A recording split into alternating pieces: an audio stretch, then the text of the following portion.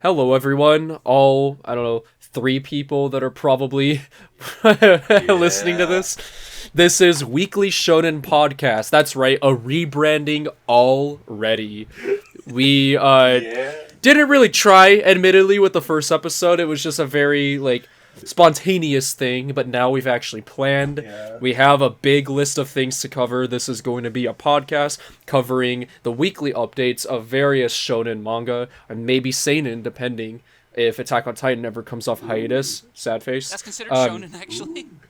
Wait, really? Yeah, it is. It's a monthly shonen. It's weird. Oh, interesting. Okay, I didn't know that. How? I don't know how, but okay.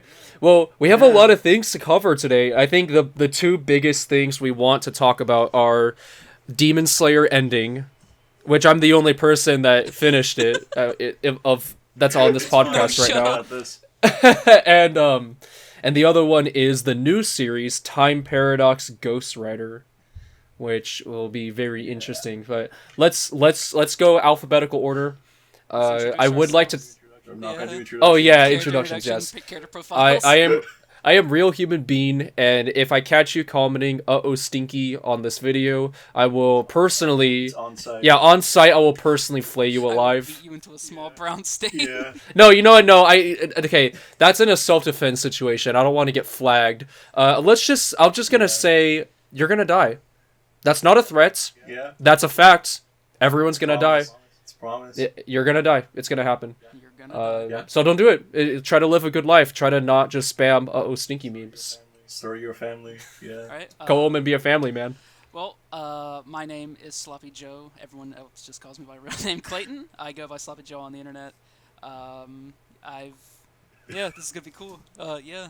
Alright, go. I'm Arda. You may know me from images you can hear on Facebook.com, and I don't know. That's about it, really. I'll do something cool eventually. Yeah. This is something that's all I cool. have This to is name. something cool. Yeah, Yeah. we're bumming off a guy with Yeah. 30,000 subscribers because he made a video that got 40 million views. Excuse me, it's My 50,000. Facebook page is like 40 million. But where's all those subscribers? They're not watching this shit. That's for sure. They're expecting Yeah. uh-oh too. But anyways, besides, let's okay. You guys watched why am I blinking? Oh, Isaacin, right? Yeah, a good chunk of it. I feel like No, I haven't. okay, I feel like Mizusaki right now because y'all are just aping off of my fame Yeah. to promote this. my unironically- esteemed legacy. Anyways, Unironically, fuck. your best video isn't "Oh Stinky." It's the Incredibles not. Big Knees video. Oh my god. Okay. No, it's not actually. It's my best video Taming of the is Shrimp. no, not Taming of the Shrimp. I'd say probably the Epic of Epic Epicness, which is an epic title. Good. In terms of memes, I still think my first and my best TV dubs The Dark Knight Rises. But But actually, besi- everyone go Yeah. over your claim to fame on the internet. Go ahead, Arda. What's your most famous video? Yeah, he literally just did. He was talking I about just images said you can it. hear. Yeah. Okay, Mine let's is me let's throwing get a copy of The Last of Us against the ground. okay. Let's get rid of all this. I'm gonna fucking cut this. Okay, so alphabetical order. We're doing Shonen Jump. Viz Media does not pay us. We just really like their app, the Shonen sue Jump us. Plus. Don't sue us, please. Anyways, Yeah. so the first one is Act Age, although admittedly, I'm the only one that reads that, and I read very little because a lot of the chapters are missing on the app. But besides that, let's skip that for now. But it is good. What I read is good. It's interesting. An anime adaptation is probably coming pretty soon. Anytime. now. Let's do A Gravity Boys, one of many gag manga that's going on right now.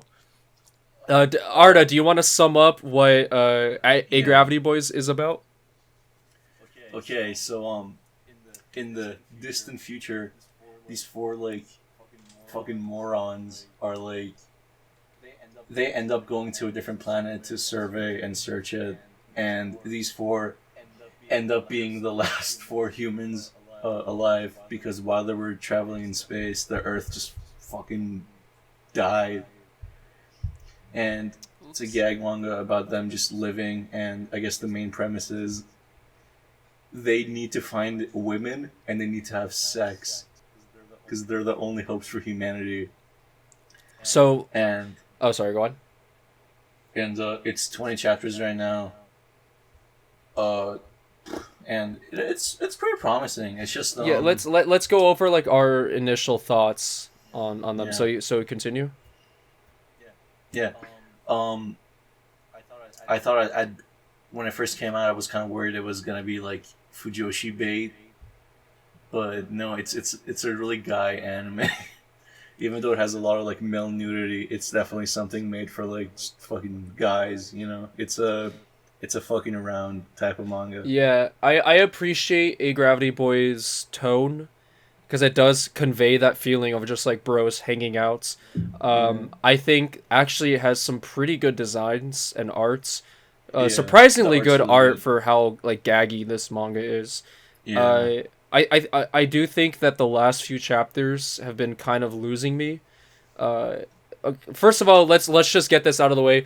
There's gonna be spoilers for pretty much everything. Spoilers are like the ultimate pleb filter. We do not care if you get spoiled. Yeah. We Yeah. don't, Read because it. Not like yet. just read it. Read it. It does not take a long time. So, and don't come complaining to us. Yeah. So, hey, Gravity Boys. I feel like ever since the second team of men have shown up, it's been kind of like declining for me because it's just been like so focused on one type of joke, and that's that Chris looks Yeah. like a girl, and it just Yeah. has been like keeps snowballing with that. And like admittedly, there have been like interesting dynamics in the past few chapters, such as how like it's kind of actually has like a main story now and like sequence of events, Yeah. which is cool. Some of the events are cool, like the prison break. I really like that. The whole trying to find was an awesome. alien to date was good too, but I just think that it just keeps going with Chris, and they hammer that down really hard in this chapter too.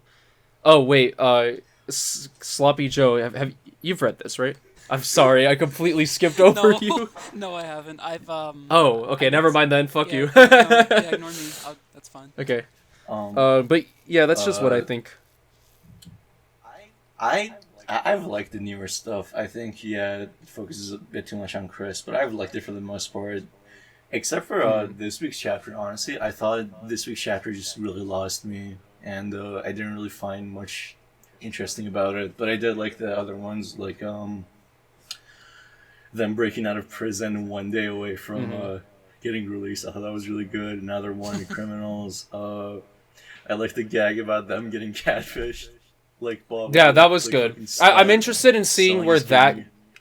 Yeah, I'm interested to see where the catfish thing goes because, or not the catfish, just the whole like dating female aliens. Because one of the guys is actually apparently the girl he was talking to is actually this big deal, He's like this a kind of fucking- like like cop FBI and- agent. yeah, like an FBI agent that's trying to hunt them down. So that might be interesting. So there's illegal immigrants, basically. Well, yeah, they're humans, but they're aliens to this world because everyone else is an alien, which is Yeah. fine and dandy. Like there was that one gag where like in the episode where Chris was like a fucking Twitch streamer. Like Mhm. all the viewers were like, "What is this hell oath?" Yeah. he keeps saying in the beginning of every episode. I did like that a lot.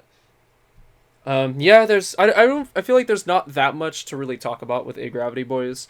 It's a fine. It's just fun. It's fun. It's a fine read. The kind of a bit too one dimensional with a lot of its gags, but at least it feels like it's building towards something, which I appreciate.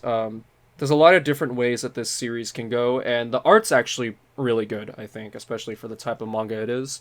the scenery. Yeah, is yes, really good. that's true too. So, you know what? Despite my qualms with the quality and variation of the humor, I give it a thumbs up.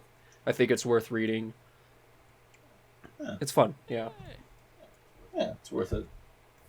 Going Next to Bone up, Collection now. wait, we're not doing Black Clover? Well, Oh. since none of us are really caught Oh. up on it. We'll just go with some first impressions. So, if Yeah, anyone first who's been living impressions. under a rock, Black Clover is one of the bigger Shonen Jump series and anime series going on. Black Clover is the new black sheep, the new problem child of Shonen Jump. it's fucking dog shit. Oh. I've seen the first. No, I've actually read up to maybe the first couple arcs, and the art's really good. I'll Yeah. say that. It's basically about this little dwarf named Asta who screams a lot, which is filtering to a lot of people apparently. He basically was born with no magical powers, and he wants to be something called the Wizard King, which is basically the highest ruling leader. The Hokage. Basically, it's the Hokage. It's literally just Naruto, but not shit. Yeah. That's really it. Yeah. Yeah. Black Clover's really focused more on like character development and interactions with the Black Bulls, which is basically the whole squad basically, and they're all unique. They're all interesting, and I really love like their way they interact. Magna, who's like this delinquent guy. There's this character, I forgot what her name is. She eats a lot. She's really cute.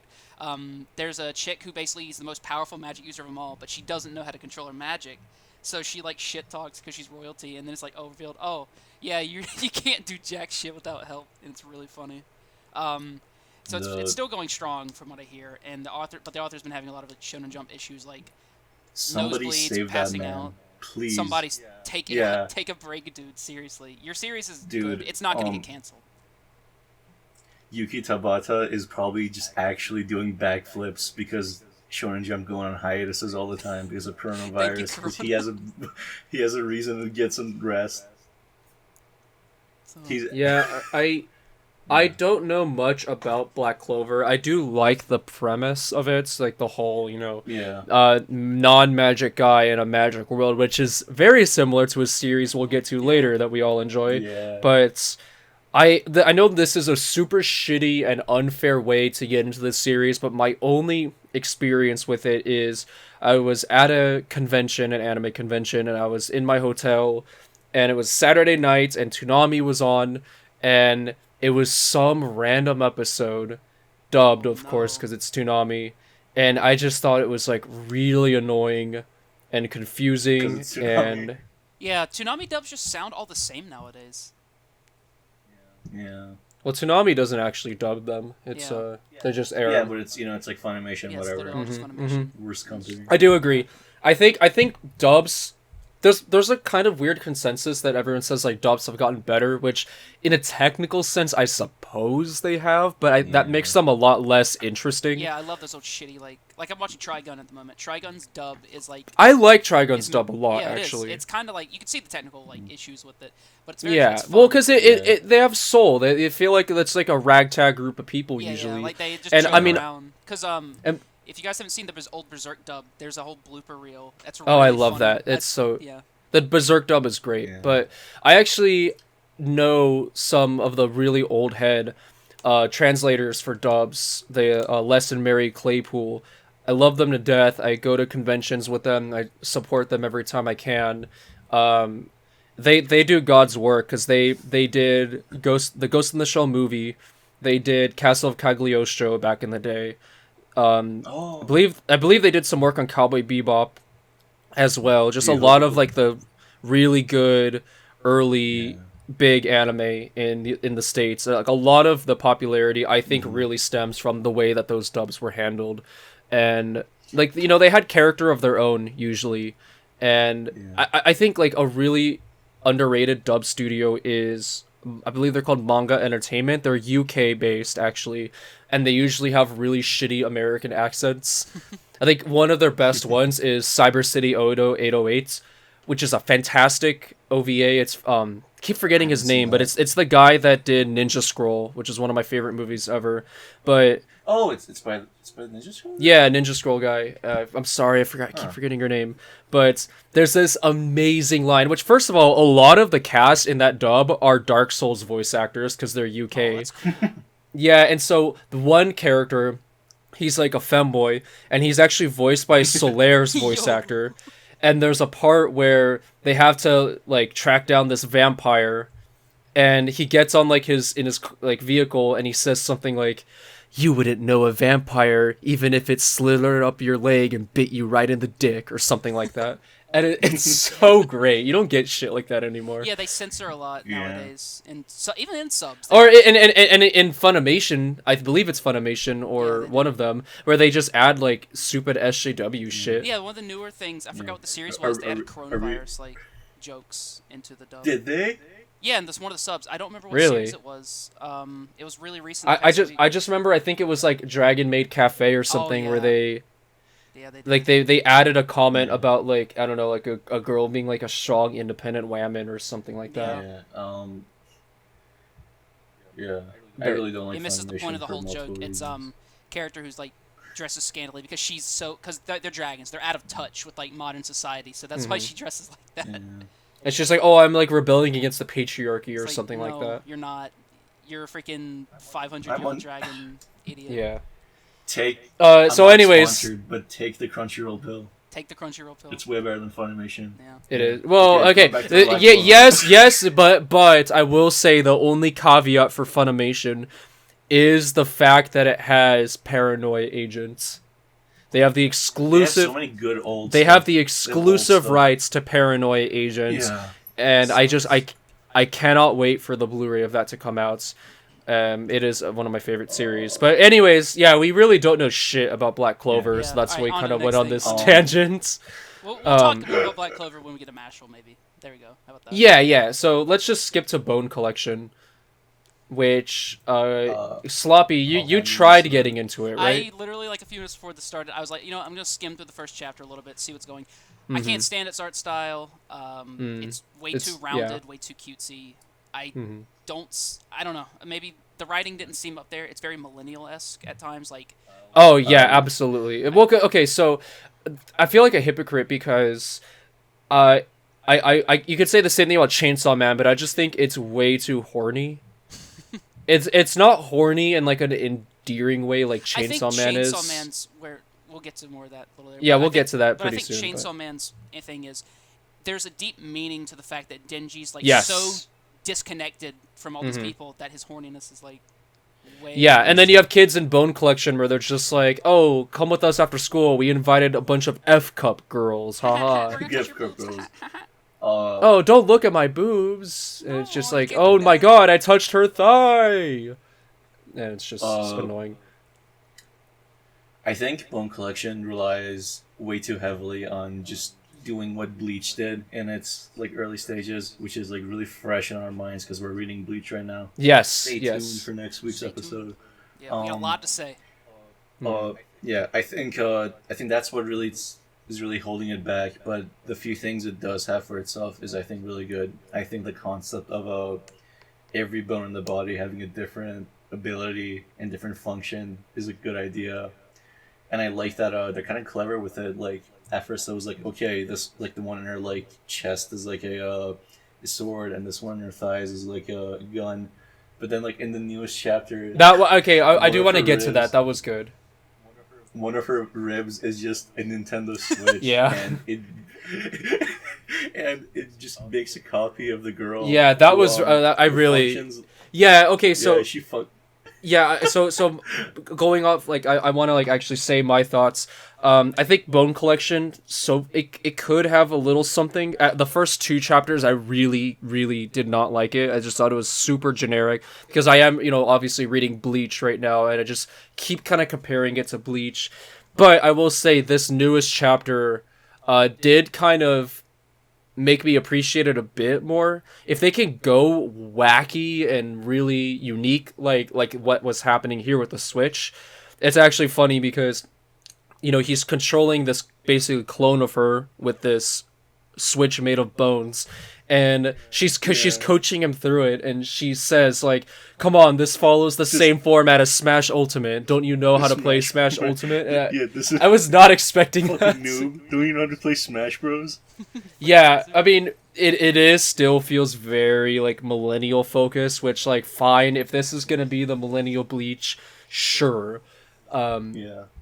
I do kind of hope it gets its own identity, because I just like, it's just so similar to Bleach. It's Bleach but like hornier, Bleach is already kind of horny, I guess. I don't know. And Bleach within its first few chapters already had a lot more like emotion and identity. Yeah. And this really doesn't. It had its own aesthetic too. While I think this one, I feel like the aesthetic generic for this series is just like, it just feels like a more like round version of like Soul Eater or something. Yeah, and Which I love. There's just, I love the aesthetic of Soul Eater. Yeah, Soul Eater's great, but it's just there's too many magic series going on right now. Yeah, I was thinking about this. It was like, why?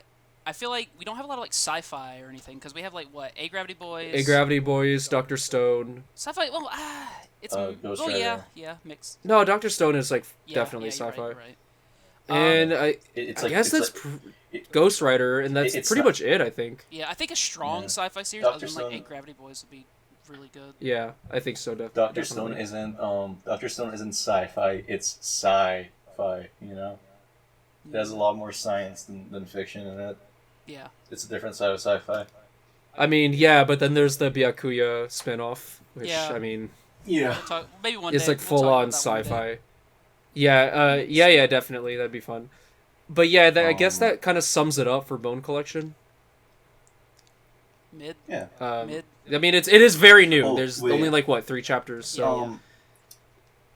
One thing about Bone Collection I wanted to say, the gag in like this week's chapter where the fucking guy is just carrying her on her arm, brings it to the principal's office, and he's like trying to convince the principal to like enroll her. I thought that was really good. Where he just says like, "This is my daughter. How old is she? 19. How old are you? 21." And then he says, "No, I'm not gonna like enroll her," and he just pulls out like a wad of money, and he's like, "All right, fine." Yeah. It reminded me of in the Benchwarmers, I Am 12. Alright, what's next?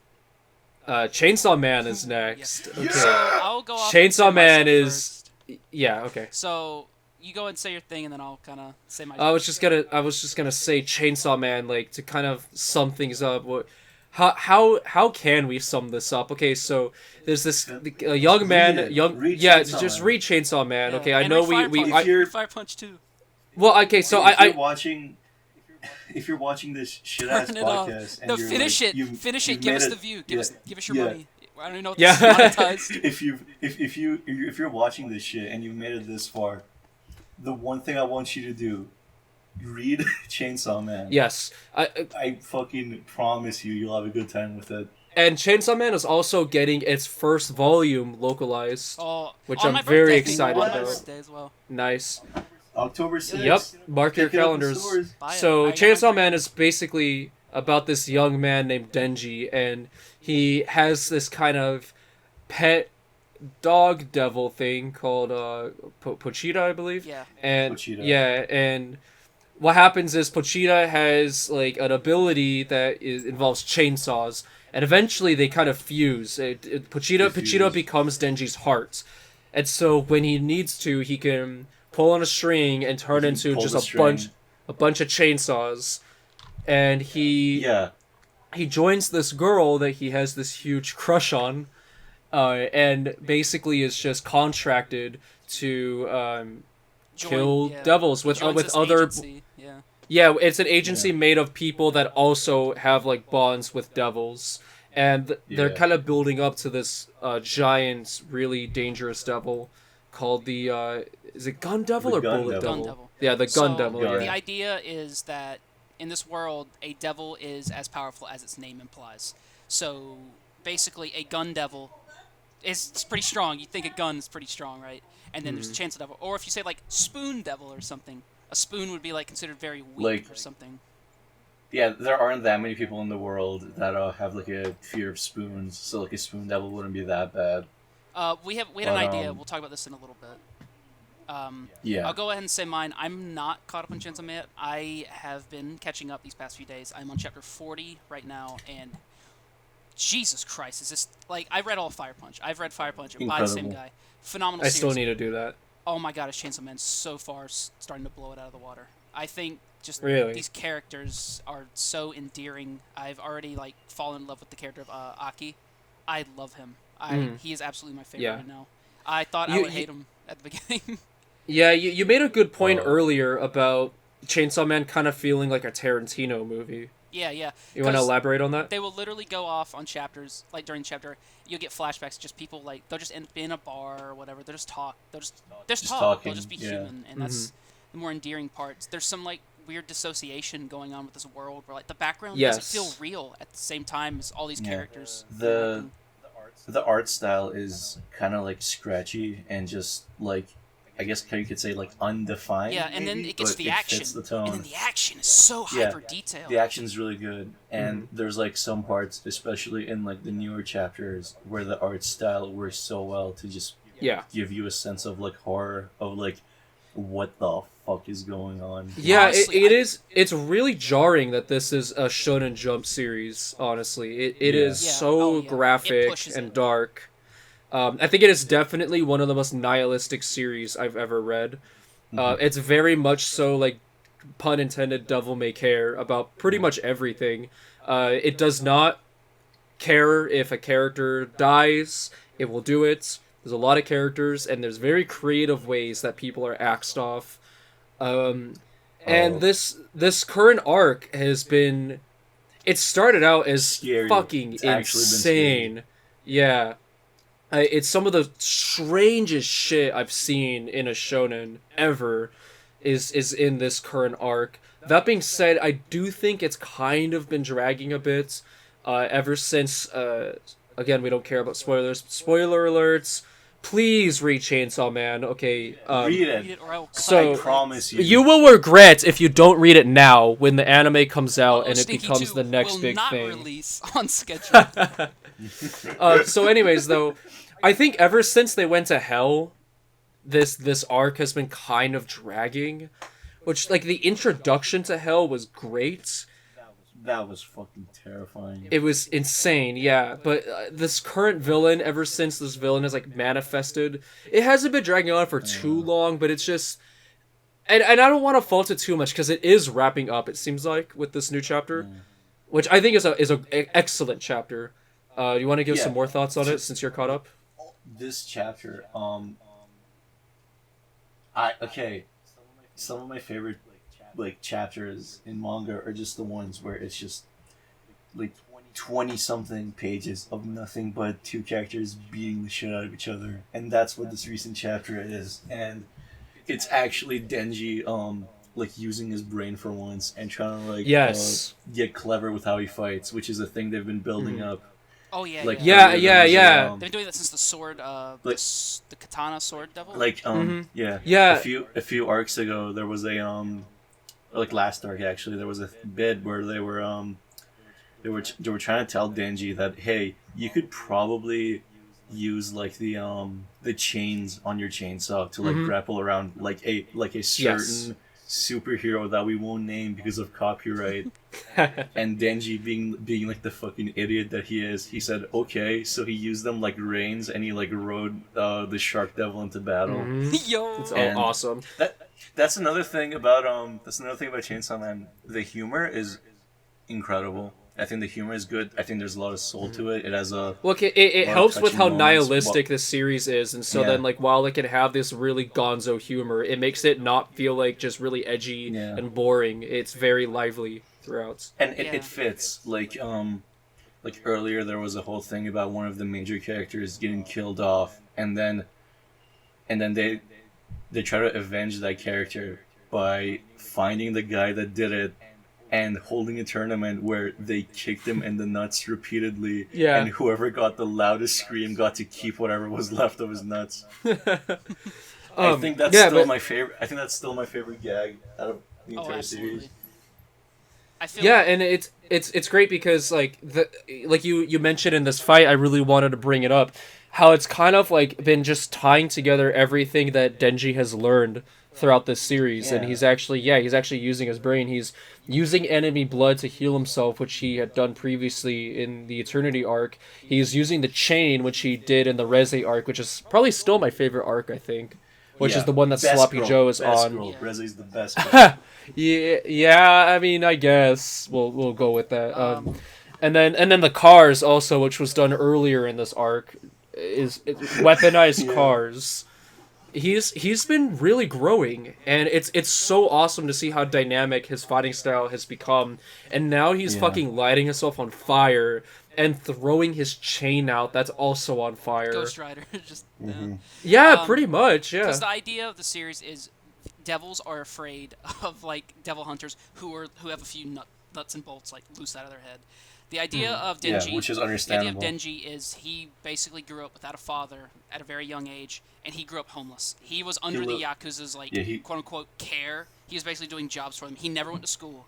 All he had was Pochita, and he lived in a shitty little shack in the woods, and he did that for years. Like it's not that Denji's dumb per se. It's just that he's uneducated, and that's why and he's so dissociated from like, society because he never went, he never had a proper education. He never had he's friends. This kid.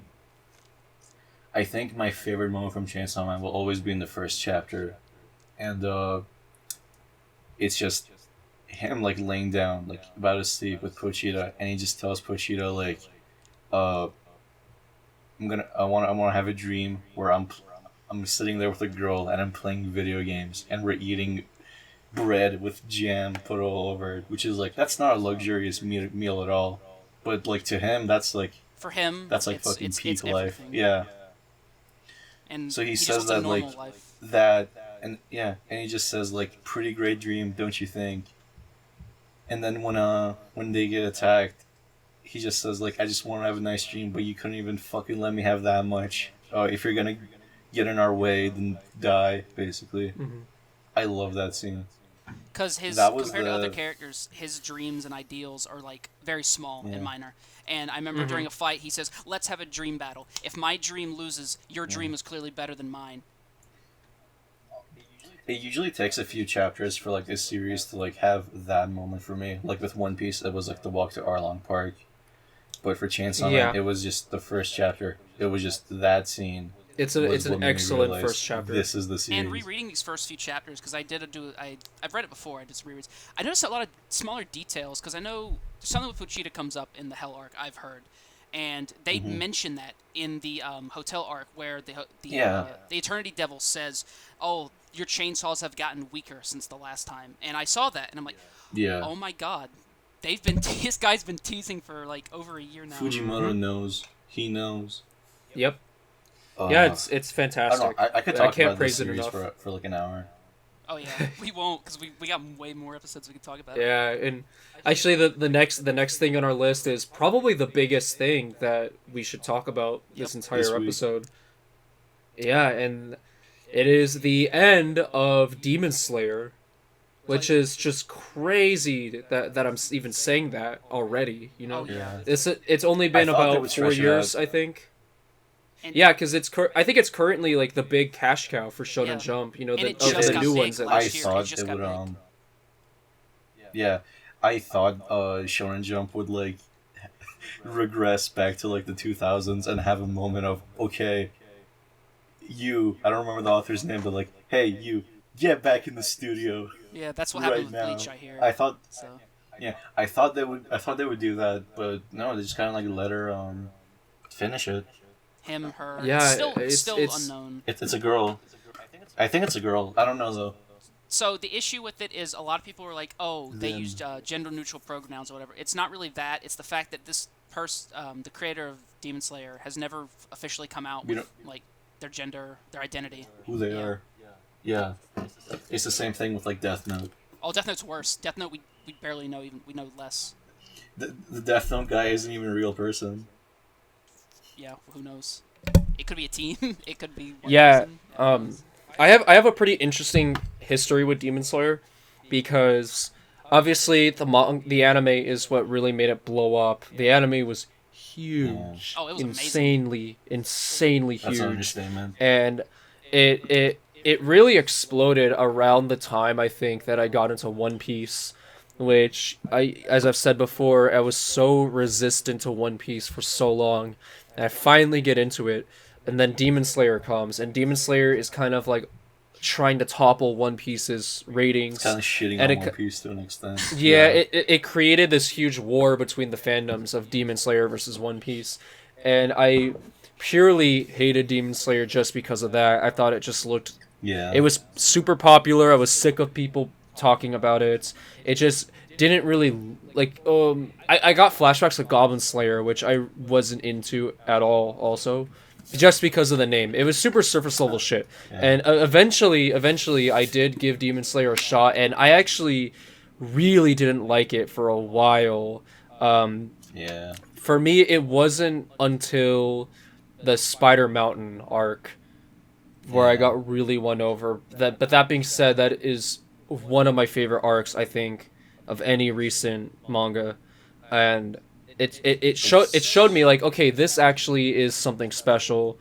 And then from there we get the Infinity Train arc, which is still my favorite arc. I cannot wait for the movie adaptation to come out. What a shame that it is being delayed, but whatever. It's not getting delayed too much though, like thankfully. Yeah. Unfortunately, I think after that arc, it kind of gradually started to lose me again. But ultimately, I never thought it was like... I do enjoy the series. I give it a good thumbs up. I do think it's definitely worth checking out, but I just think about how much more this could have been. And it's like a monkey paw because... always we ask for a series to not be drawn out, for an author to know when to end it and for the publisher to allow that. That being said, I think Demon Slayer had the opposite problem, which, frankly, I do not understand. Not only how Shonen Jump allowed this to end so early, but why. I don't, because, Demon Slayer is insanely popular. It's making so much money. It has this really great cast of characters. I do think the highlight of the series by far is its characters and how they interact with each other. And you could have done... too. Yeah, you could have done so much more with this series. Like, I think if it was double its length, it just would have had a lot more opportunity to flex those muscles. There's basically zero world building, like, at all, because it's focused so much on the character, which for a longer series I'd be okay with that, but for this one it makes me feel kind of empty. And the whole finale of it that's been going on for so long is just the fight with Muzan and his underlings. And I think I hear some mixed feelings about this. Personally, I did like a lot of this arc a lot. I think that there's some like really, really, really strong highlights. Specifically, I think that Akaza, also known as Hakuji, Upper Moon 3. And by the way, if I'm talking too much, it's because I'm the only fucking person that reads Demon Slayer. I got to Infinity Train. I'll pick it back up eventually. So Akaza, I think, legit is like one of the greatest villains like I've ever seen, and it just fucking sucks that he's wasted as just this like underling of Muzan. And I compared this series a lot actually to Phantom Blood Part 1 of JoJo. I feel like Demon Slayer is very much like if Phantom Blood didn't end so early and was made in like modern times with kind of modern sensibilities. It has a similar premise of breathing techniques, martial arts type stuff. And Tanjiro is a very strong character morally and just in terms of how strongly he believes in everything and how he believes in his own enemies that he's fighting. A lot of Demon Slayer focuses on the demons and like why they became demons. And a lot of the times when they die, they have a little revelation, which is very beautiful every time, especially in the case of Akaza. Oh my god, it is seriously next level stuff. And I understand a big criticism I've seen of Demon Slayer's final arc is that there's too many flashbacks, which I get. But that's every final arc. I mean that's the case for a lot of stuff, but I think it works really well for Demon Slayer because a huge part of it is like karma and the cyclical nature of it and kind of like what people go through in their lives and how that affects the present. And that's especially true for the epilogue as well. And so I don't mind it personally. I think there's all the best emotional moments come from flashbacks. I mean, just like One Piece, I think. And yeah, so the villains are great, but then Muzan is just so uninteresting. Don't get me wrong, I do really like actually when villains are just evil and want power. I love that. I think it's... Yeah, at this point, like it's got to the point where like just seeing like evil for the sake of being evil characters, like seeing them is kind of refreshing. Mm-hmm. Yeah, because like to me there's this really shitty meme that goes around, and it's like, shit tier. The Elder God tier. Villains who are better than the heroes. Shit tier. Villains who are just evil. But that doesn't show like the quality of the villain. To me, a villain is rated by their effectiveness and what they reflect the protagonist in. One of the greatest villains of all time, Dio Brando, is pretty much just evil, just cause. But it's because of how he parallels Jonathan, who's just good, that makes that villain so compelling and so interesting. And Muzan just doesn't. He doesn't do that. He's just lacking something, because they build up to him so much, and the reflectiveness of Jonathan Dio, you can also kind of be seen in Tanjiro, because Tanjiro is pure good. Tanjiro is very good too, but Tanjiro has, obviously it makes sense why he hates Muzan so much. Muzan killed his family, but we don't, Muzan, we have a reason why he did it, but it's just not that compelling. It's just he wants to create the perfect demon, which is so impersonal for Tanjiro, I think. It's complicated, but Tanjiro's reason is personal, Muzan's is not. Yeah. And that's the separation, because Dio and Jonathan, they both have very personal reasons for why they go at it with each other. Dio just wanted to ruin Jonathan's life at first.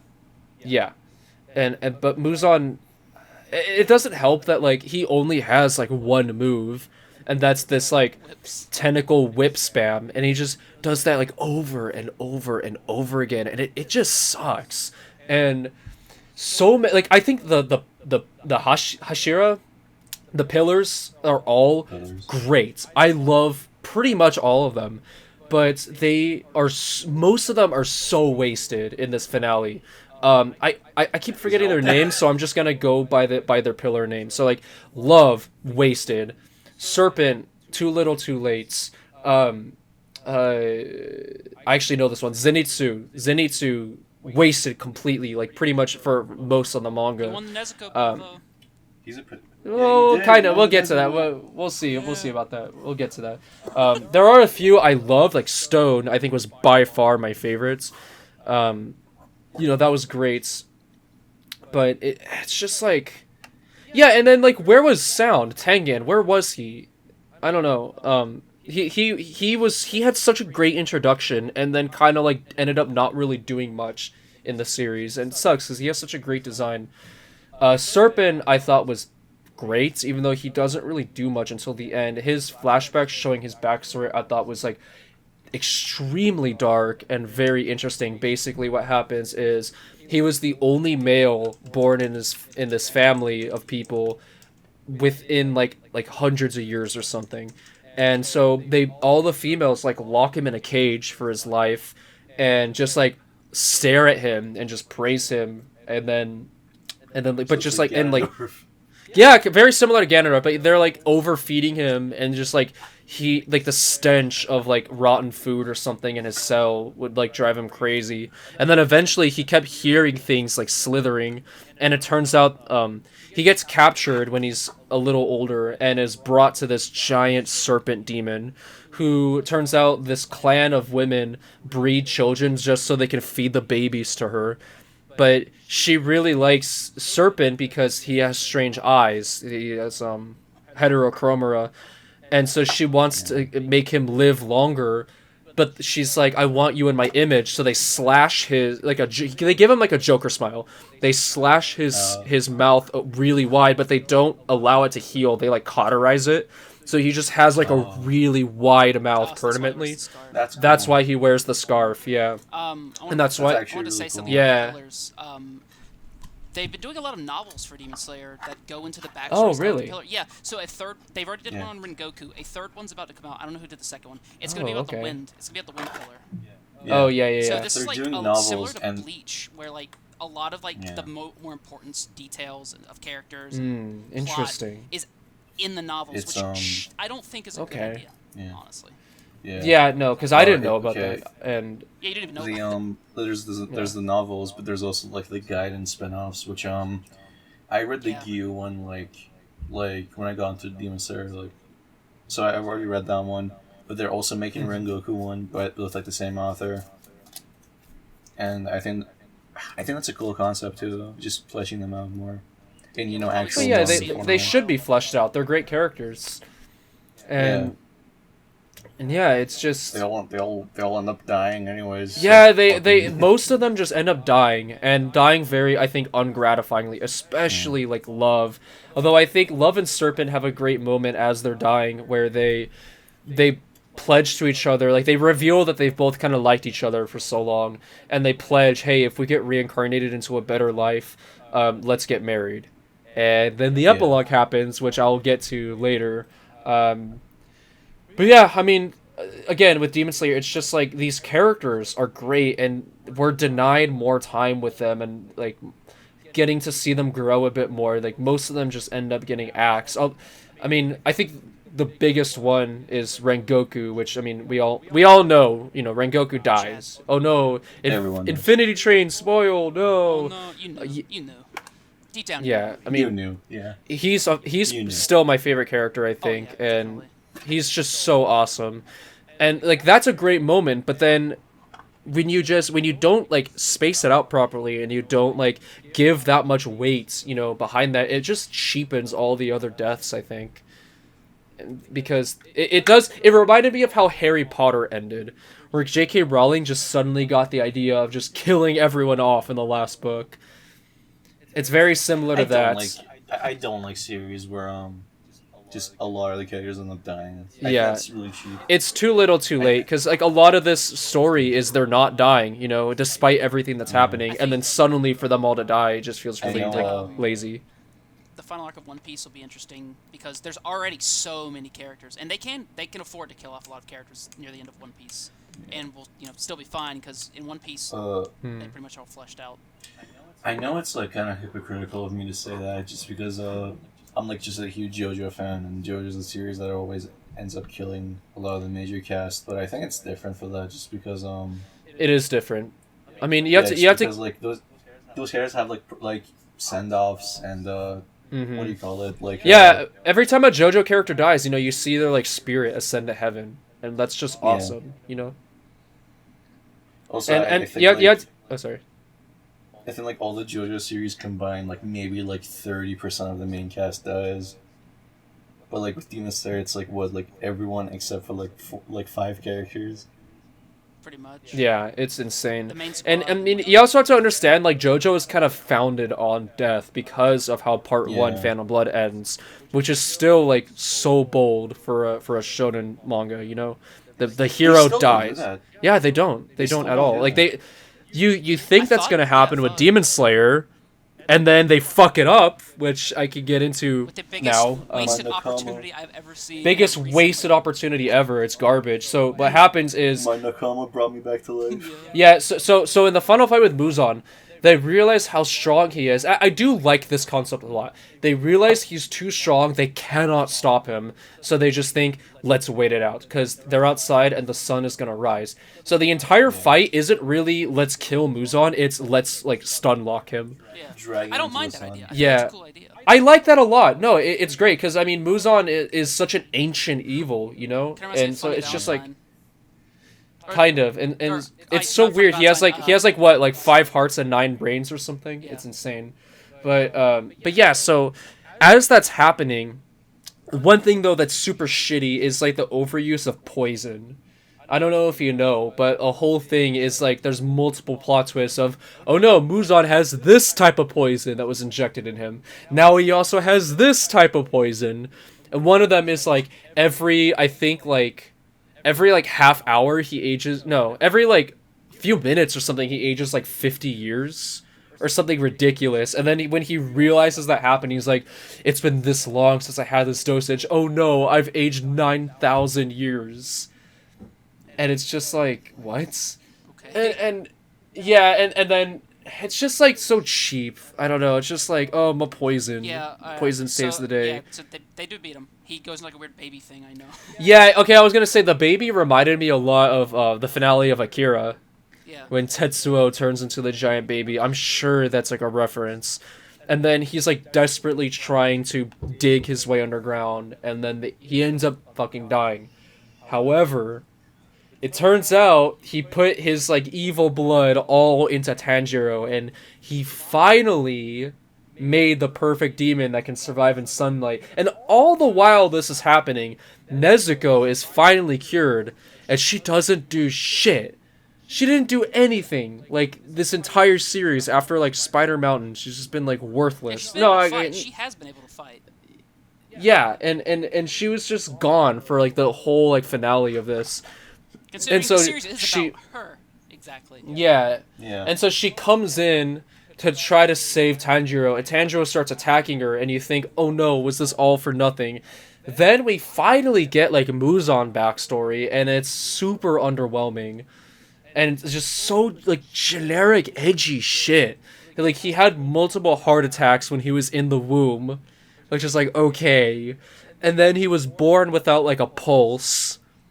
Which, like, it kind of reminded me of Diavolo's origin story in Vento Arreo. Where, like, he was a virgin birth. And he was, like, what, like 2 years in the womb or something ridiculous? In the womb, Yeah. But, and then, like, I guess Muzan is, like, became a demon because of, like, bad medicine plus his illness. And so it's like the way he spreads his blood is like he's spreading, like, the actual disease he has. I did think it was kind of interesting that it parallels the mark for the demon slayers. Like, if you have the mark, you don't live past 25. Much like the Kanye song says. But it's like the same thing with Muzan, where he wasn't gonna live past, like, 20 or something, but obviously ends up circumventing that. But it doesn't, like, add anything to him. It doesn't at all.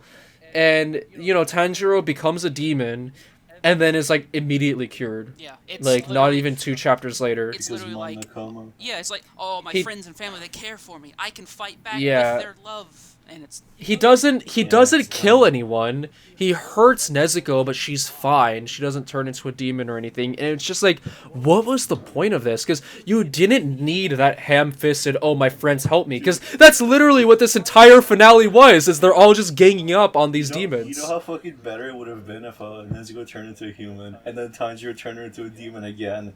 And then when he became a human again, he realized that he fucked up. And the epilogue is just him realizing that, like, that he did nothing, and all he did was just make matters worse. I would not like that, just because, like, it's too mean-spirited for what Demon Slayer's doing. I thought Tanjiro was going to be a demon, and he was going to, like, escape or something, and he would be the final antagonist. Role reversal. Yeah, and the series would still go on for a little bit. Maybe, like, Gyu would take over as protagonist with Nezuko. And then, it really should have gone on longer, and it baffles me. It really does. It feels like this was planned to go on longer, but then we just rush into the finale, and I really wonder why. Shonen Jump wouldn't allow this. They wouldn't want this to happen. I'd imagine if I was the creator of Demon Slayer, I wouldn't want this to end this fast. It's making so much money. It's just, there has to be some strange reason. I know there's, like, rumors about, like, family and personal issues, but I mean, they're rumors. Yeah, I don't really want to talk about them. Hiatus at that point, because I mean, the Hunter x Hunter guy's been on hiatus for over a year now, so I think Demon Slayer can take a few months off, like Shonen Jump, without hurting it. Yeah, it's baffling, and even though it was kind of a shitty ending finale, I'm gonna say it. I kind of like the epilogue. Yeah, it's been growing on me this entire day.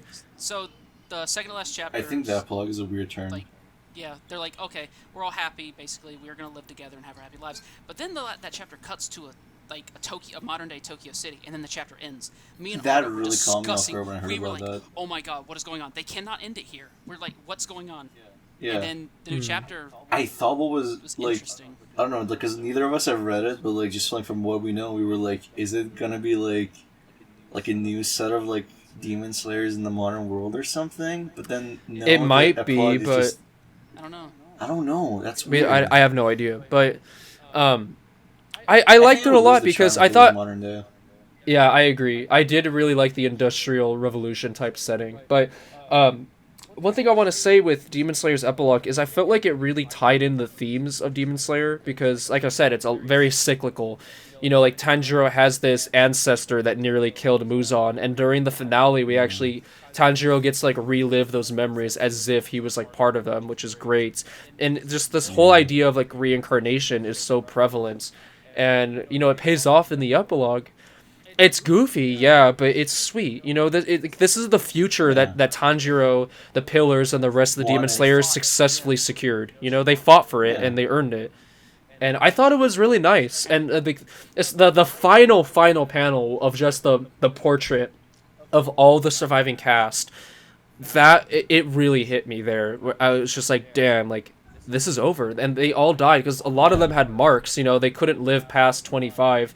But knowing, like, looking at how happy they were there and knowing, like, even though Tanjiro died so young and probably couldn't have as big of a legacy as maybe someone like him should have deserved, I think he still would have been happy knowing that, like, with the confidence that even all the way to this modern day 2020, that everything he fought for was, like, it was worth something. Even if, like, people disregard, like, they say, like, oh, are you reading great-grandfather's lies or whatever? So even though, like, yeah, there's that kind of, like, modern disregard for tradition, it's still, like, he still fought for this, and there's the bloodline still continues, and the reincarnation still continues.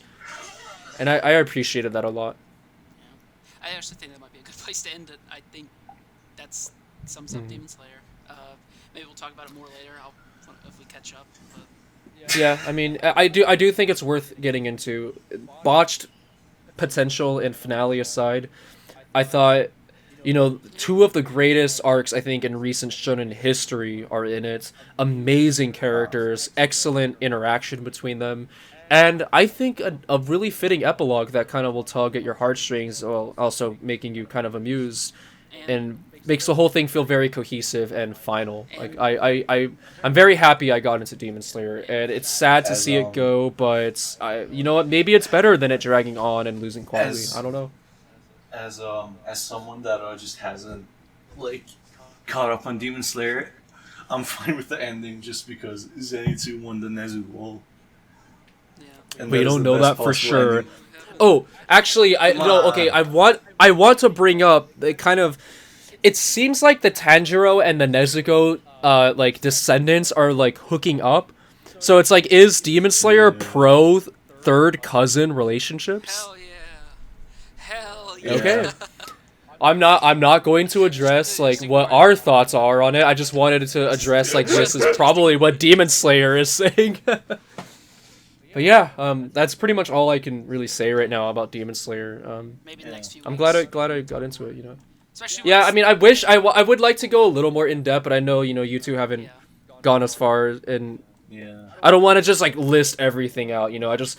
We need to talk about the finale and the ending. We need to end it today. Gonna be the podcast. Okay. Dr. Stone.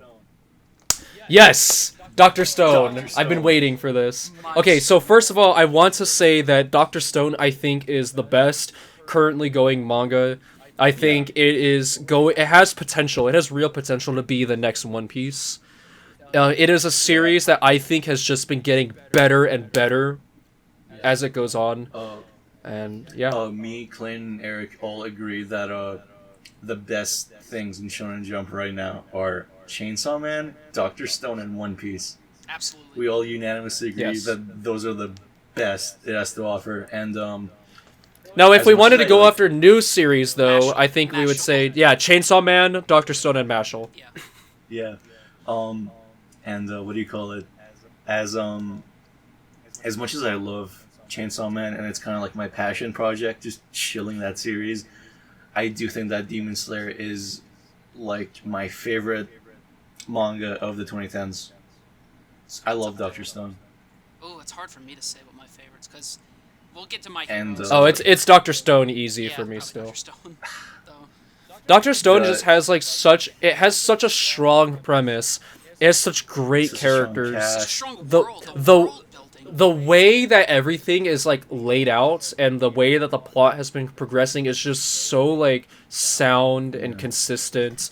And it's teasing so many huge things in store. So okay, for those that don't know, for those that have been living under stone, for those that have been petrified for over 3,000 years, Dr. Stone is about, in this world, in our world, suddenly in a flash, everyone is turned to stone, and thousands of years pass. Was it 3,700 or something? Yeah, 3,700. Yeah, And one guy we focus on at the beginning, Taiju, was about to confess his love, and those entire years that he was petrified, he just kept thinking about how he needed. Yeah, he was simping. The actual biggest simp. He was saved by the power of simp, and so he ends up actually breaking out of the stone, and the world has changed so much. It's basically kind of reverted because of the lack of humans. Caveman days. Yeah.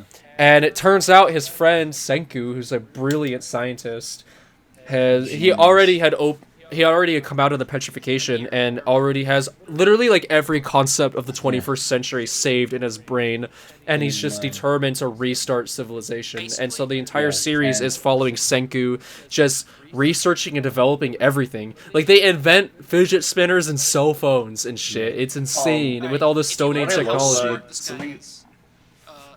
He counted the seconds. He was counting the exact seconds as soon as he was in the stone. That he was petrified. He got out.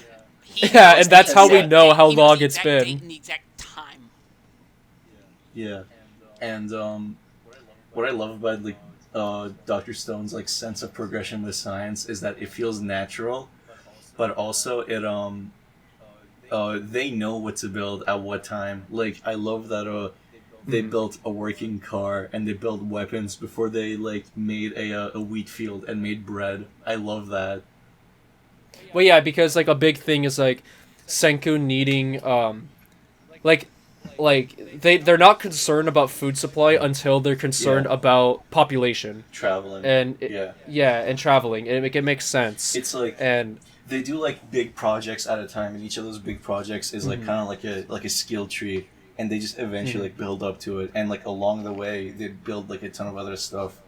And all these characters, they have to revive people. This new arc, and this new arc not only cements this series as something that could go on for another like 15 years, but just sets up so many great things, because it's about them and going to America and to get corn.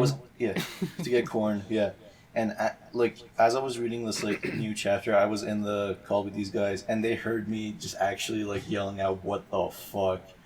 Because there's someone in America that has built a working airplane. And machine guns. So there's someone that... machine guns. And revive other people. So there are people... Well. Yeah, so there's probably someone as smart, if not smarter than Senku, in America. And this is just building up. Yeah, and the big difference is, like, Senku was a lot more practical about the way he progressed. You know, he wanted to research technology that would help other technology, and then eventually food supply. But this scientist seems more like... They're American. They're more, like, combat-based. There's, like, power armor, airplanes, machine guns. It's just crazy. And we get a little glimpse of what the Americans look like here, and that is this, like, smoking, sexy, stylish... fucking muscle mommy GF in like power armor with like huge DSLs, and it's Boichi is a god. His art is amazing, and I think he is the only person to rival Oda for drawing just sexy fucking girls. Here, if you want the baddest artist to draw your women in a manga, it is Oda, Boichi, and Murata. You cannot deny the fact that these guys make the baddest bitches. Yes, absolutely. Yeah.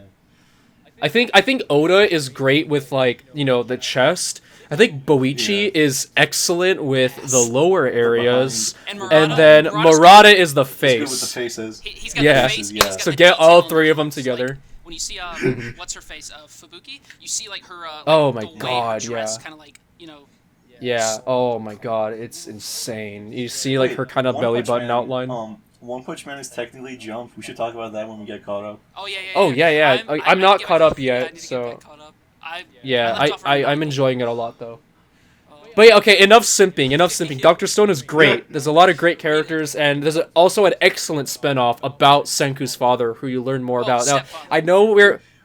I know. Wait. I just want to say, get this out of the way. I know we're saying, you know, fuck spoilers, but with Dr. Stone, I actually do want to leave it. Like, if you have not read it, like, please go out and read it, because the sense of wonder is Dr. Stone. Just knowing what they're gonna build. What I would recommend the reading order: read the first 3 parts. At the end of part 3, go to the Byakuya, that's his name, spinoff called Reboot. Yes. And then go back into Okay. Real quick before we progress any further. the voice actor for Byakuya and also Leroy and Hunter x Hunter passed away a few weeks ago. Rest in peace, man. Yes. He had a really good voice. Yes. I don't remember his He did. name, and I feel really shitty because I should have looked it up beforehand. But like, rest in peace, man. I wonder what they're gonna do about Reboot now that he's gone. Like, are they gonna like even adapt Reboot or? No, they will. I hope they will. adapt Reboot. I feel like Reboot is actually going to be important. Oh yeah, to the definitely. series. It is. With It how is going to be ends. important for a fact. No, Yeah. it's the you. Honestly, I'm surprised it's even like in a side chapter and not in the main chapters. Mhm. That's how important. Oh yeah. We have Dude, many fan theories about Dr. Stone, which maybe we'll dedicate to a more focused episode on Dr. Stone. Dr. Stonecast.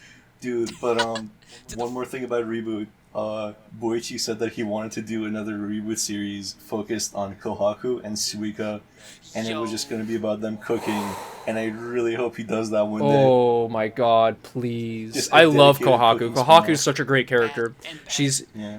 tomboy, happa, tragia. Smells like Trad.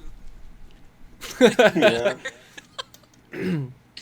Yeah, I mean, we could honestly talk about Dr. Stone for as long, if not longer, than some series like One Piece and Demon Yeah. Slayer. We'll talk So about this more later. I just think Yeah, we need to keep Dr. Stone like the under three wraps. series.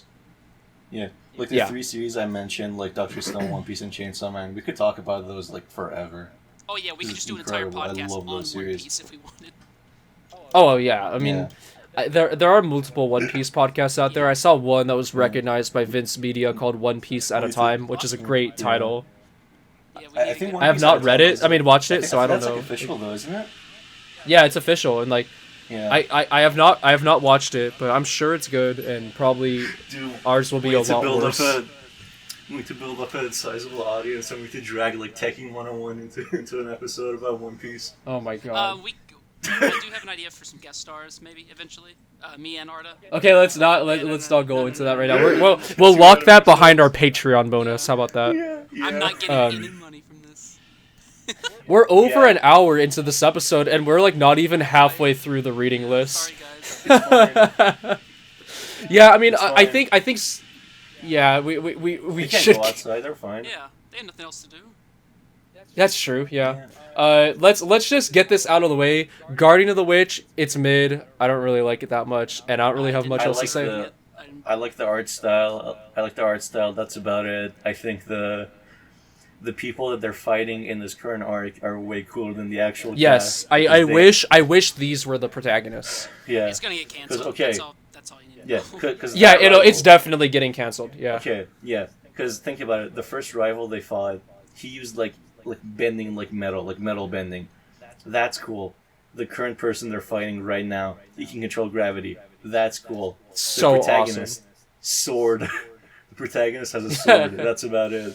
Yeah, and it's also that like, just the witch and also the designs of the characters I think are just so much better. The character designs are incredible. Mhm. I like the character It's designs. a and I shame. like the art style.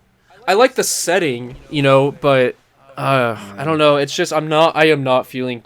I was hopeful for Guardian of the Witch. I thought it had a strong first chapter. The second chapter I thought like really blew, and then I think now that Demon Slayer has ended, I think it has like a slightly better chance. Maybe like by like 3%. Mhm. But I don't know. I don't know. Honestly. Yeah, because of, I mean- that new series we'll get to later. Just because it has less competition. yes. yeah. Oh my God, we still need to talk about that. Okay, you know what? Yeah, Fuck what's Guardian next? of the Witch. Let's keep going. Oh yeah, next is Mashle. All right. Oh, okay. Another series I we wanna can go talk into this. about. I so want to go much. into this one because Yes, this is go my ahead, go ahead. series. Take the spotlight. Take the Mashle spotlight. is basically the same idea as Black Clover. The main character has no magical abilities. In this world, you are born with marks on your face. The more marks you have, the more stronger your magical potential. People who are born with no marks are seen as shitty little human beings who are like fodder. They're not worthless. So Mashle, he's born with no mark. Mash Van Dead. Yeah, Mash. So what he does is he lifts. He goes out in the forest and he lifts for like 20 hours straight. And he comes back He has and like gains. breaks his dad's little shitty door down every time. And he's a too, so he just he'll eat like. He's gonna have to bleep that out. Oh no. Yeah, great. Wait. I'm gonna make a note. 1 hour 9 minutes. Sloppy Joe is being a and said on the podcast. Censor all You're gonna this. bleep yourself too. Yeah. But the idea is like he needs to go to magic school because if he can go to magic school and become one of the best, he can like basically become the best magician, quote unquote, there because he can get protection. He can get protection for him and his family. So he basically does that, and he's made a little quirky cast of characters. The first chapters honestly were kind of mid. We thought. Yeah, I agree. We thought this wouldn't last. I just thought like the art style was so derivative of like stuff that like One did with One Punch Man, and especially Mob Psycho. Then you get to that. Okay, I remember. Oh my god. Okay, I remember when it was first coming out, all of us had the same reaction of, okay, this is the same plot as Black Clover, same character designs as like Mob Psycho, and like the fucking lines on their face is literally just Dr. Stone. So we had like no hopes for it. And we started reading it's honestly become one of my favorite new manga. Then you get to the Lance fight later on. But yes, yes. So Mashle's idea is not even the Lance fight. The Grandmaster. Like, the Grand. Oh my god! Okay, yeah, that revelation of the Grandmaster was like, hooked. I was like, holy shit! This artist is actually really good when he tries. Yeah, and he's gotten better. His newest chapters have been amazing. Yes, I remember I had like when the first like 2 chapters came out, I had like a theory that what if this is just One and he's like finally learning how to draw and he's just not confident yet, so he's using a fake name. Because we don't know anything about the author of Mashle. No. And then when he hit us with that Grandmaster fight, I was like, okay, there is no way in hell that One who draws like look, we love One, but there's no way that he could have done that. Yeah. So unless he hired Murata, but I don't like that theory. I don't. I like this new guy. Like where he's so good with his like choreography, like you can feel the punch, you can see like the motions and like understands. He understands. I think this and, like, body anatomy. I think Mashle has real potential for an anime because it's so well choreographed in the manga. Madhouse or Bones. Give me one of them. Yes. Oh my god, I cannot wait. I think the only thing Mashle needs right now is maybe like as it goes on, they kind of like change how Mash looks because I feel like people are still kind of turned off by the fact that he just kind of looks like Mom. He's called Mushroom Head. That's his thing. Yeah, I think he needs to get a bit more refined. Maybe he gets like a really sharp jaw or something.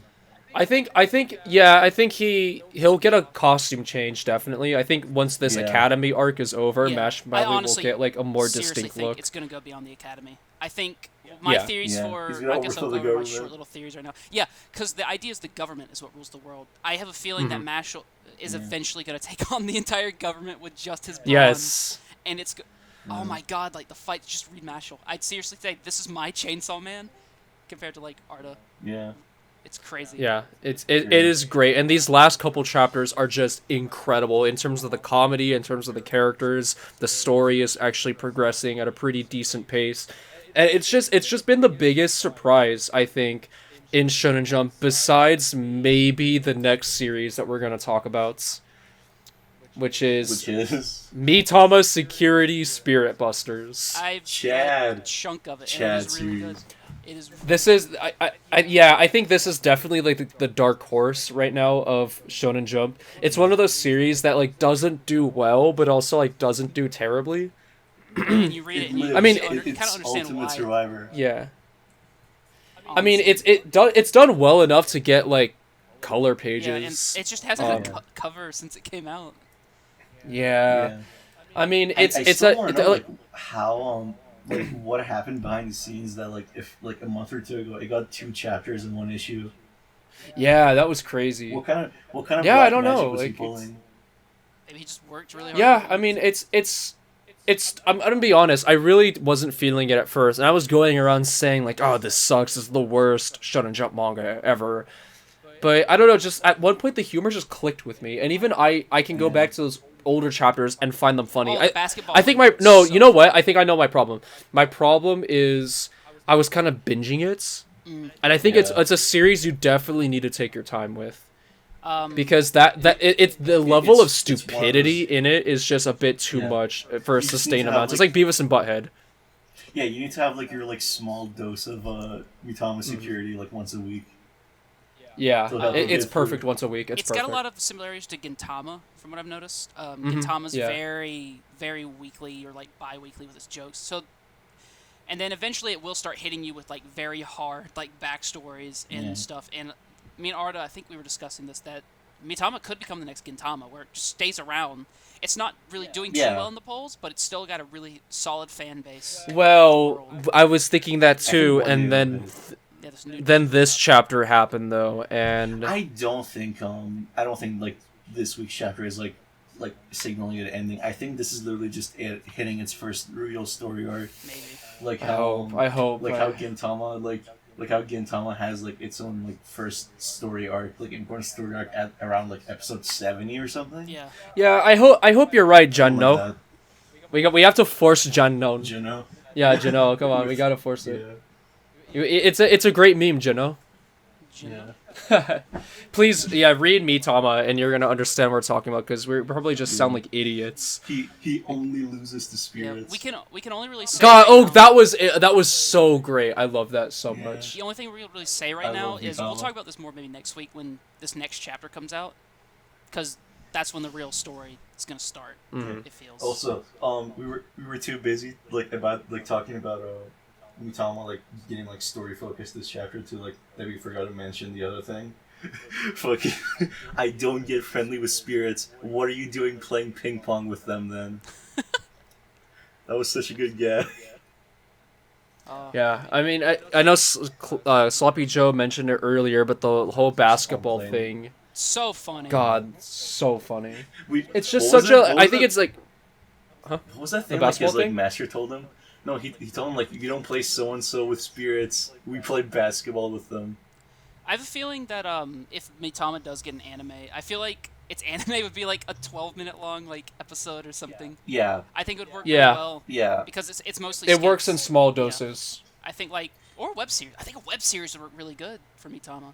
I don't know. Mm-hmm. Oh yeah. If it gets popular enough, because I mean, I don't know. Like we've been really not channeling. What am I saying? We've been really championing Mitama, and I hope it pays off. I mean, it's not gonna be like the greatest thing ever, but it's a very fun time. It is very funny, and I think the mangaka deserves attention for it because it's got a really unique and it has a very heartful, soulful, playful style, and it's just really nice because there's so many gag manga now, but this one I feel like it feels like kind of one of the more genuine ones. Yeah, I hope it stays. And it's like and it's like admittedly some of the gags themselves like aren't that funny, but it's just like the context of it all. The whole thing is so absurd. I mean, like what's his name, Zoiboro? Zobiro, yeah, it's just like so like what the fuck is this? All the shit that he does. I love that the spirits are actually just like they kind of even like the spirits like that most of them don't even say anything, but they still feel fleshed out. Mm-hmm. It feels like feels like Shonen Jump just hasn't really had a big gag manga since Kochikame ended a few years ago. They haven't really had anything big, so it feels like they're trying to find something that'll like fit the Kochikame crowd. Since Kochikame went on for at least 40 years, with not that many breaks. That's incredible. I know. Like no breaks. That's fucking incredible. So what's the series you're talking about? Kochikame. It's like the guy in the suit. He has like a really like square face. Yeah, he's the unibrow. Yeah, if you look him up, you'll know who he is. Yeah. Oh yeah, okay. Yeah, dude. Eric, did you know that like Kochikame is like huge in India? It's like the really? It's like the biggest anime in India. Yeah. Wow. Yeah. It's not here or Europe or anywhere, just India. 200 volumes. Yep. Wow. Almost 2,000 chapters. It went on for that long. Yeah. It's one of the original Shonen Jump series. With no breaks. No, it had breaks, just not that many. Did it? Yeah, it had a couple. Just like no real breaks. Like ones. Hold on, I'll be right back. Just keep talking. No, that's nuts. This series looks pretty fun. I like the art style. Until Artie gets back, let's we can discuss how about any other manga recommends right here. So we'll have a little ad break. Ad break, so yeah. Before this, I was reading a lot of Gantz. I've been reading Gantz a lot. First 100 chapters, phenomenal. Some of the best art I've seen. Is it? I keep hearing really mixed things about Gantz. So the issue with Gantz is Gantz started off so strong, and I'm still in that strong part. The issue is eventually, after One Piece like started hitting big, the main creator would take hiatuses and he'd like just mention One Piece a lot more in his works. Like what was this other series about the old man with the alien technology or whatever? He did. Arda knows more about it. We can mention it when he gets back. The idea is he eventually just started putting a lot of little One Piece references, and he just take hiatuses. And Gantz's ending was like blown. It sucked. Hey, you know what? While Arda's gone, to spite him, we should talk about One Piece. Yeah, I guess we can do that. Since there's no. Not just One Piece though. Let's talk about Pirate Warriors. Oh yeah, you've been playing it too. Sweet. So it's really good. I think it's good. I love it. It's one of my favorite musos. It's tied with Pirate Warriors 3, because 4 has a really new combat system, like with jumping and juggling. It's really cool. The Sky characters are very interesting. I haven't been able to master them. They're really confusing to me. I think my favorite characters are definitely Katakuri. Oh yeah, he's the best in the game. Yeah. Doflamingo also. Ooh, he's fun. Yeah, he's so fun. When you get Gear 4, that game gets so fun. Yeah, oh my god. I actually really like Carrot also. Yeah, she's good. I just wish her Sulong form was an actual transformation. Yeah, that really sucks. Like, I agree. It is a transformation. I don't know why it's just locked to 2 moves. I haven't tried every character out. I do like that she does her little smile when it ends. I think that's that's really cute. What other characters are there really good? Sanji's fun, Zoro's alright. And that's I see a lot of hate in my friend group about the technical characters, which I think those are some of my favorite I didn't ones. like Law. I don't like how that Beige! Law. Beige is really great. I love Beige in it. Beige, You should yeah, definitely I'll check play it out. Beige. Were we Just talking pirate. about? Oh, no, okay. We're not talking about nothing. You'll see. Alright. You'll see. Yeah. Yeah, you'll hear, not see, dumbass. Just put it on screen. You gotta put Okay. an image of what we're talking about on screen at that point. Okay. Okay, let's talk about Mora King. Alright. Or should we? I don't know. I kind of don't want to talk about Mora King. It's just Wasted mid. potential. I don't have Wasted anything to say potential. about it. I don't see it. I Yeah. think Yeah. Arda brought it up that the idea of Mora King could have been like Dr. Stone, where they could have they could teach you a lot Yeah, about bugs yeah, and Doctor. stuff. That was Yeah, me it was actually, asshole. That was me. Yeah, no, I said Mora King. I thought it would have been like kind of the Dr. Stone of insects, where it actually will Yeah. teach kids about like insects Yeah. and their We had this biology and idea stuff. where like. But no, it seems like it's just gonna be a fucking like shonen battle with I don't know like. if we mentioned this. Insect- I'm pretty sure we talked about this in like the last thing, but like this old OVA called Ultimate Teacher had like a similar concept, and I think more than anything, I wish that OVA took off and we got to see more of that concept. I just really don't like how the insect human hybrids are just so like generic looking. Yeah, They barely that's the even big thing with resemble Mora King. Its art style the is so insects. generic. Yeah, It's so it's generic. mid. You know what? I think I am not going to recommend it, at least right now. We'll Yeah. keep it in Of mind course, for I'm future gonna- episodes, but, I know it's been very few, like what, 4 chapters? Yeah. I Yeah. know, It began. I It was the know, beginning of but this whole like this new Yeah. trio. What do you call it? It's like we'll keep reading it because it's like 20 Yeah, I pages a week, so it's not that big of a deal. But yeah, I don't know if I'm I doing can that for really all of recommend these. it. You know? Yeah. Yeah. That's all really. I think with What's Mora after King, Mora there's not King? much to talk about. This is your guys' turn, and it's My Hero Academy. All right, so everyone knows my Okay. hero. You know it. I You know am it. just I going to know it. mute for this because I know like nothing about it. Alright. It's been years, literally years since I fell out of it. Like, I fell out of it like nearly at the beginning. I was in high school when it happened, and I just got kind of sick of it. But this is before the anime came out, and Interesting. yeah, because a friend, when the manga dropped, my friend pitched it to me and was like, "You should check this out, man. It's like Marvel Comics, but That's not anime." good. Yeah, and It came out at the perfect time because the It manga did. came out like during the time of like One Punch Man, like fucking reviving anime. And to, like, the general Avengers public being in the West. biggest. Like, it's the biggest series of all insane. time. It's just Yeah. absolutely insane. So I really don't. I'm gonna give it a fair shot Yeah, one. because I honestly forgot most everything because I was just so like not really into it when I was honestly reading think it. My Hero only has maybe like 1 or 2 major arcs I don't like. I think it was the provisional Yeah. license exam. Joint training. Yeah, and joint training. Joint training's. I think Was alright. the revelations in joint training was alright.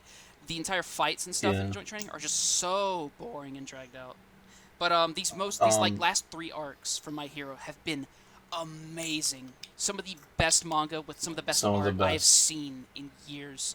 Horikoshi is fucking incredible. Because I think it's interesting because these last few arcs are being more focused on the villains themselves and like they're right. Okay, and so like the actual pro heroes. The villains are actually they're in the right. barely they're barely focusing on like the shitty school kids at this point. It's just mostly like the actual pro heroes and the villains. And oh my god, this arc, the villains in this series are incredible. I haven't been reading Vigilantes, so if you want to talk about that eventually, I don't know if we'll talk about that probably not tonight. I'm nowhere even close to catching up on Vigilantes. Is it just recommend yes or no? Vigilantes? Oh yeah, okay. If you like My Hero. All right. Surprised it hasn't got an anime yet. You want yet. more My Hero? Read it. So yeah, we'll go into the most recent arc because everyone knows the way Vigilantes handles it. The way Vigilantes handles it is it fleshes out the world without really like stepping on any boundaries, and it just feels like a natural extension of the original series. Yeah. So and, like if you like My Hero, I recommend Vigilantes. Yeah. So we'll just go over. Everyone knows My Hero. Everyone knows it. Season 4 just ended. Season 5 was joint training, and the villains arc, actual best, like one of the best arcs of the decade. One of the best arcs I've ever read of the decade. The villains arc in My Hero is like I can't think of many other arcs in Shonen dedicated to the villains. Oh yeah. Dedicated to just the villains. They have their own fights. They have their own like. Yeah. And even if I could like think of many of them, I don't think any of them could just come to the level of this one, just because of how much they fleshed these characters out. They made them like the characters I root for. I used to hate the character Himiko Toga, who's like the e-girl character of the series. I hated her. Yeah. And then I read the villains, and I have never fallen in love with the character so much. She's so good. And Shigaraki, the actual main villain of the series, amazing. Dude, twice. Okay, oh my if you've read the latest chapters, fucking heart-wrenching, like the past few chapters, and wow. The war arc is... I think the war arc is about to hit its peak, and then we're going to get some other shit. Right now, it's rivaling the Yakuza arc. It's rivaling Overhaul as a just... It's better. I think it's better. I think in a couple chapters, so basically the idea is Shigaraki's been in a little pod, basically being tested to get new, like... In the jar. He's been in the cum jar. To get basically he's being experimented on so he can take multiple quirks, and he finally woke up. He finally woke up. Yeah, he woke up. Honestly, He has All for One. This week's chapter was really mid because it's basically like, we're just going back over like some other characters. I like that it was focused on Tokoyami because I love Tokoyami, but this still, next chapter, we'll just leave it at there. It's gone to the point. It's gone to the point where like Tokoyami, who was like my favorite character in the beginning, they give him a dedicated chapter, and I just don't give a fuck because I want to see Shigaraki. I know. All right. I think we're just in My Hero there. We'll wait maybe for a few more weeks, and then maybe if Aaron ever gets caught up. Oh, that's it, really? Yeah. Okay. Everyone knows My Hero. Everyone knows. Hey, you know what? I just want to say something. Red alerts. The Nintendo Labo set is $20 at Target. It's sold out. It's probably already sold out. No, it's not. I'm kind of considering ordering one because, like, fuck it. Like, I ordered a Yu-Gi-Oh game last night. It's so stupid. Like, I kind of want it. It's so dumb looking. We can talk Yu-Gi-Oh one day on this podcast because that's Shonen Jump. Oh yeah, you're right. That's gonna be my episode. Yeah, we'll get to it. That's gonna be my episode. All right, what's after My Hero? Hold on. Did you know that the Nintendo Labo VR set doesn't even have straps? Oh my god. Yeah, you have to put it up to your head the entire time. It's just like the Virtual Boy. It's just like the Virtual Boy. Yeah, it's the Virtual Boy. Yeah, you need to prop it up. Amazing. That's so stupid because like Breath of the Wild has a completely VR mode where you like control the camera by looking around. Down and you just set that on your head and there you go. Yeah. That's so terrible. No, that's not even VR at that point. That's just having a screen in front of you. No, think about it though. Lay down on your bed, put on the goggles, and then like look up Zelda's skirt or something. There you go. All right. Okay. It's okay. She's 100 years old. Yeah, I mean, yeah. So after My Hero, it is One Piece, right? Well, there's no One Piece. There's no One Piece chapter. Yeah. I mean, unfortunately, read One Piece. We'll just say this. Read One Piece. Take the pill. Just ignore like. Everything. Please just read One Piece. Don't watch it. Yeah, don't fall for it's long meme. And also, it's fat season.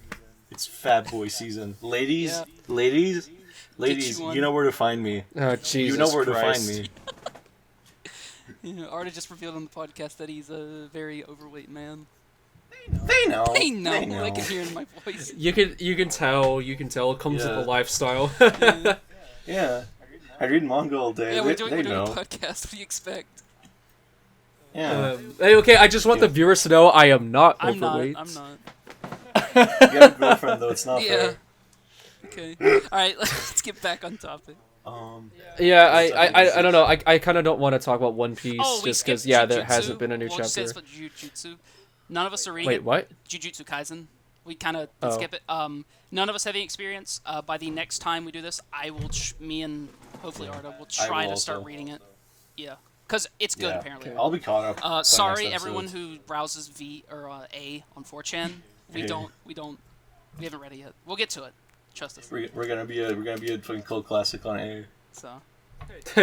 Yeah, because we name dropped them. They're gonna swarm to us now. Anyways, Yeah. okay. Next is Promised Neverland, which is. Am I the only You talked one that's about caught You're up caught with it? Yeah, I read like. Okay. Well, I don't really want to talk about it. So. It's mid. Yeah. It's gotten mid. What Promised Neverland Yeah. started so strong. I think the first arc is like one of the best. Then Goldie Pond is good too. I like Goldie Pond a lot. But then it's just ever since then it's been slowly getting worse and worse. But these past all I have to say about the Promised Neverland is I saw the first episode. I seen the first instantly season. went and read all the fucking first arc of the manga before episode 2 even came out. Damn. And I watched the Oh, anime. wow. and It is read that a bit- good. Yeah. It is that good. Yeah. it is an excellent start. It is one of the It best is so different. hooks. It's one of the Yeah. best hooks I've ever experienced while reading anything.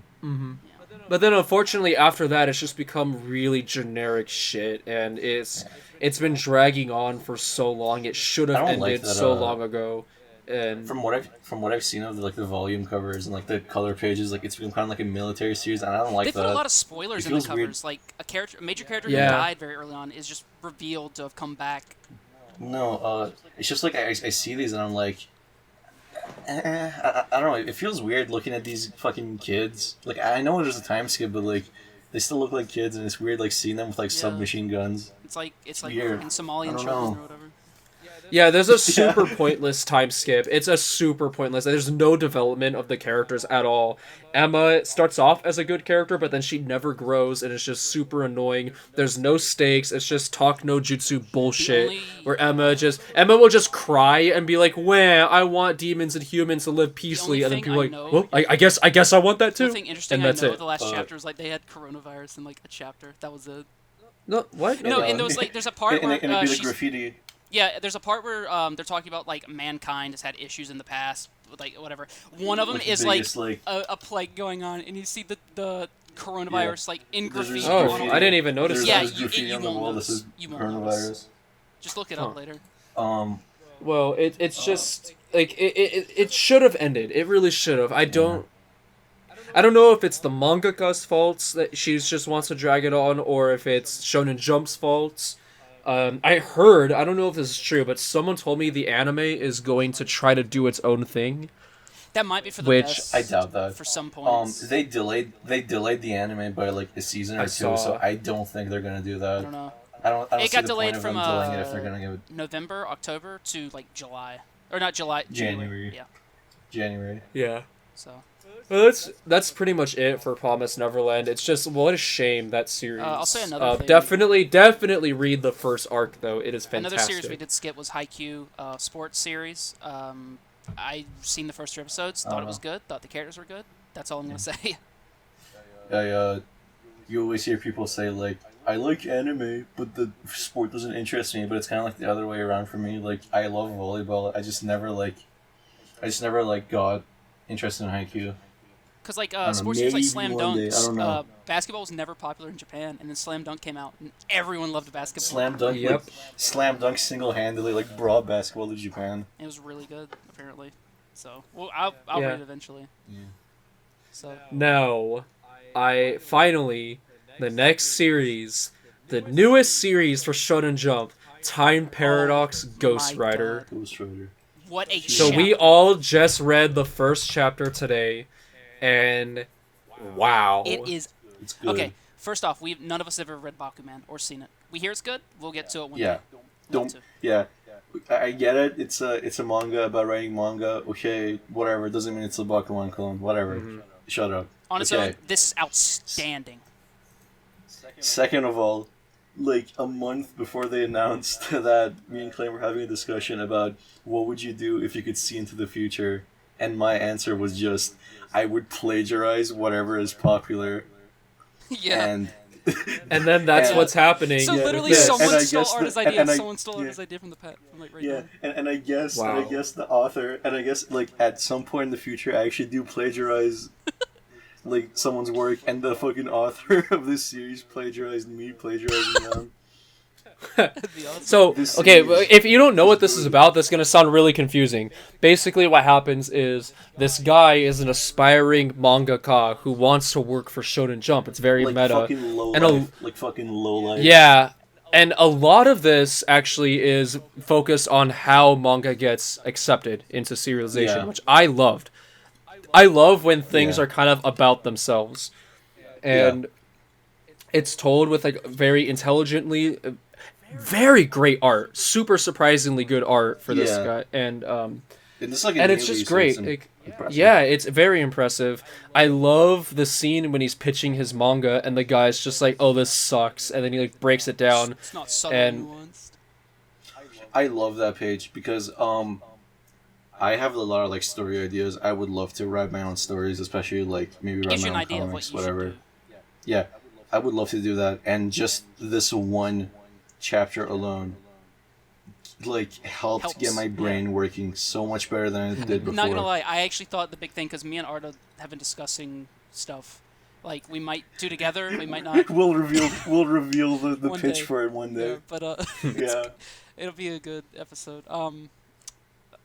So I was literally thinking about it too, and I'm like, wow, this really helps, because I have a few series ideas, Art has a few series idea, and we have Yeah. one we might want to do together.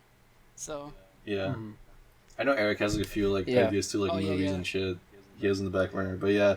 I'm not So, bringing like, we those should talk up. about this one day. Yeah, I know, but yeah, knowing that there's like a series that's kind of like, not only is it just entertainment, and also insightful to how like Shonen Jump works, but also like I guess just helps us with writing stories and writing characters. I think Yeah. that's Yeah, that's But, incredible. let's- and so So let's talk about the So what plot. happens is his manga keeps getting rejected, and he has a microwave in his room that's zapped by lightning, and suddenly Yeah. every week a future copy of Shonen Jump from 10 years in From the 10 future years Is spits that ago. like out. a slight reference Yeah. to Steins Gate or something? You know, okay, I was gonna bring up the irony in that this series is about plagiarizing ideas, and then it has like the same exact time travel device from Steins Gate. From Steins Gate, I wanted yeah. to address that though, that like this is obviously not, at least so far, a series that's like about time travel. It's about the effects of this machine, Yeah. and so I don't really care how it works. I don't care how it's like shown, Yeah. as long as If it I- like. Yeah, if I want to see time travel, I'll go watch Steins Gate again because that's like one of my favorite anime ever. But that's not the point More of like the series. yeah, exactly. It's just, yeah, I want it serves the story, and that's all I care Yeah. about. I don't care if point it's of- the similar point of- to the one or point not or whatever. I don't I care. honestly The think. point of this series is Say. the point of this series is to the point of this series is to give readers a bigger insight on how Shonen Jump works, and B, the conflict that will be brought up later of Plagiarism. the actual author that what was the name, Sasaki, like Teppei, yeah, the actual author of the series at Teppei is plagiarizing, like the conflict between them. That's gonna be like the big point of the series. I hope it doesn't go it's into not a romance, fucking actually. I'm time kind of travel hoping it story. doesn't. Yeah, Yeah. we don't know where this is going, and it's super exciting. There's so many different ways, and I have a few ideas. So one idea that I have is he'll keep doing this, he'll get popular, but then the series in the future gets axed, Oh. and then No, Yeah, well, yeah, he'll yeah. have to come up. That's one that's idea. good, yeah. Another idea is the series gets axed earlier, and then he has to keep plagiarizing other future series or chapters, but is trying to work it into the main story. Yeah, that he's that's how writing you right can now. introduce more characters. The idea I had was that the girl, like the original author of White Knight, she's gonna have like her own microwave that spits out Shonen Jump from like 20 years later, and it's gonna be like Teppei's manga after White Knight, and they're gonna be like plagiarizing each other. Who knows? That's great. I wonder if they're ever gonna meet up, because that'd be interesting. Like, I'm not sure. They have to, because they're in like the color page together. I think they will. Oh, that's right. Yeah. I think. Yeah, I wonder if it'll be like it. I wonder if they'll be like work out kind of a deal where he'll be like, hey, I'm making your series popular right now instead of 10 years in the future, and they work out some sort of partnership. I feel like I wonder that if that's partnership something could that'll easily happen break as well at some point. Oh, absolutely, yeah. Because she could just go public, you know. Oh, yeah. But then it's kind of a crazy idea. Evidence. Like, she has evidence that she was working on that stuff. Mm-hmm. So. Yeah, because that kind of shit happens all the time, you know. People claiming that they stole an idea from somewhere. You know, it happened with Terminator. It happened Honestly, with. Actually, that idea, if the series doesn't last, they could easily just end the series right there, saying, "Oh, she comes out and says that." That also helps with if it does get axed, you know, the original stuff. I haven't finished this series, so I don't know what direction it's gonna go in. But it has a kind of like a similar premise to Billy Bat.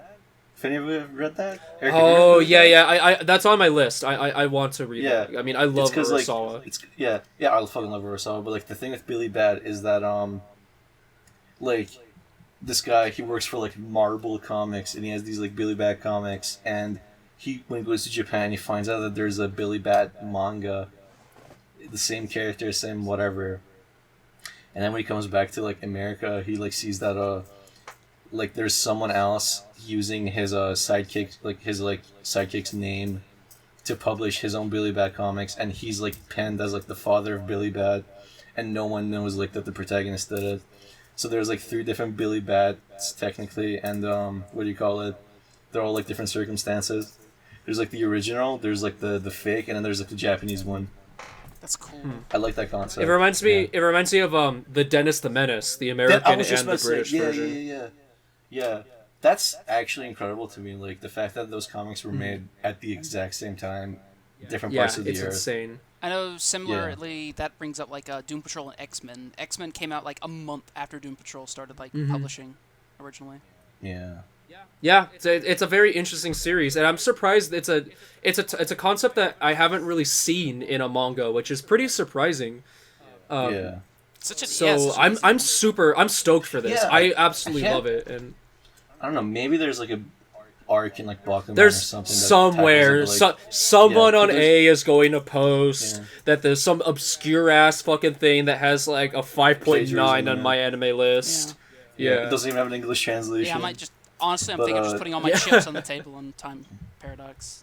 I think I'm gonna just put all my chips on the table and say, read this. This is gonna be good. Yeah, this is good. We're in for something. I have a very good feeling about this, and it's also like I'm just so happy that Shonen Jump is doing a series. I mean, I know there's that other one, Bakuman or whatever. I know that I have not read it, but that was like a decade ago. Whatever. Yeah. But I love. Yeah. I'm so happy that there's a series now that is about, you know, a more like older protagonist dealing with like slightly more grounded real world issues. Oh yeah, I love the fact he's 25. He's easily, I think he is the oldest. Like a similar thing, but yeah. I just really appreciate that. Senku. The oldest protagonist is Senku. Oh yeah. Other than Senku. Oh yeah. Senku, Technically, Senku is the protagonist in Shonen Jump at the moment. Oh my god, yeah. Andy. No, Andy. Yeah. Andy. Okay. Oh, that's Do right. we know how old Andy is? We'll get to it. Over 100. Yeah. That's all we know. Yeah. You know what? Actually, sorry. Another thing about like one last thing about Time Paradox that I'll say. Even if you're not interested in the story, or you just don't like it, I would still recommend you keep up with it every now and again if you ever had or you have interest in writing your own story. Because I think like even if you don't get any enjoyment out of it, you'll at least like pick up a few tips on how to like write a compelling story. Yeah, I wonder like how much of this is like autobiographical for the mangaka. It's Honestly, very I have a Yeah, feeling like maybe like his series he pitched, like you saw the one with like the kid eating or whatever. Maybe that was actually like a series he pitched at one point. Series he pitched. Maybe. Also, my dream is that this series blows up and it goes on for a long time, but not 10 years. So like maybe like 6 years or something. And then for the 10-year anniversary, we have no 24, idea where this story could go. Yeah, I know. So. I really hope that like issue 24 of the 2030 Shonen Jump will actually have White Knight on the cover. That'd be funny. I would love that. As a one shot, That's at least so a one awesome. shot or something. You know, I'm gonna say though, missed opportunity that there's no gag about One Piece or Hunter yeah, x I Hunter love that. still They going. say after 10 years, everything's different. There is nothing. Yeah. Which means that either Hunter x Hunter's gonna end or it's still on hiatus. That's Oh, that's a good point. That leaves it open for it to come back. That'd be very funny. yeah. Who knows? But, we'll see. There's another thing.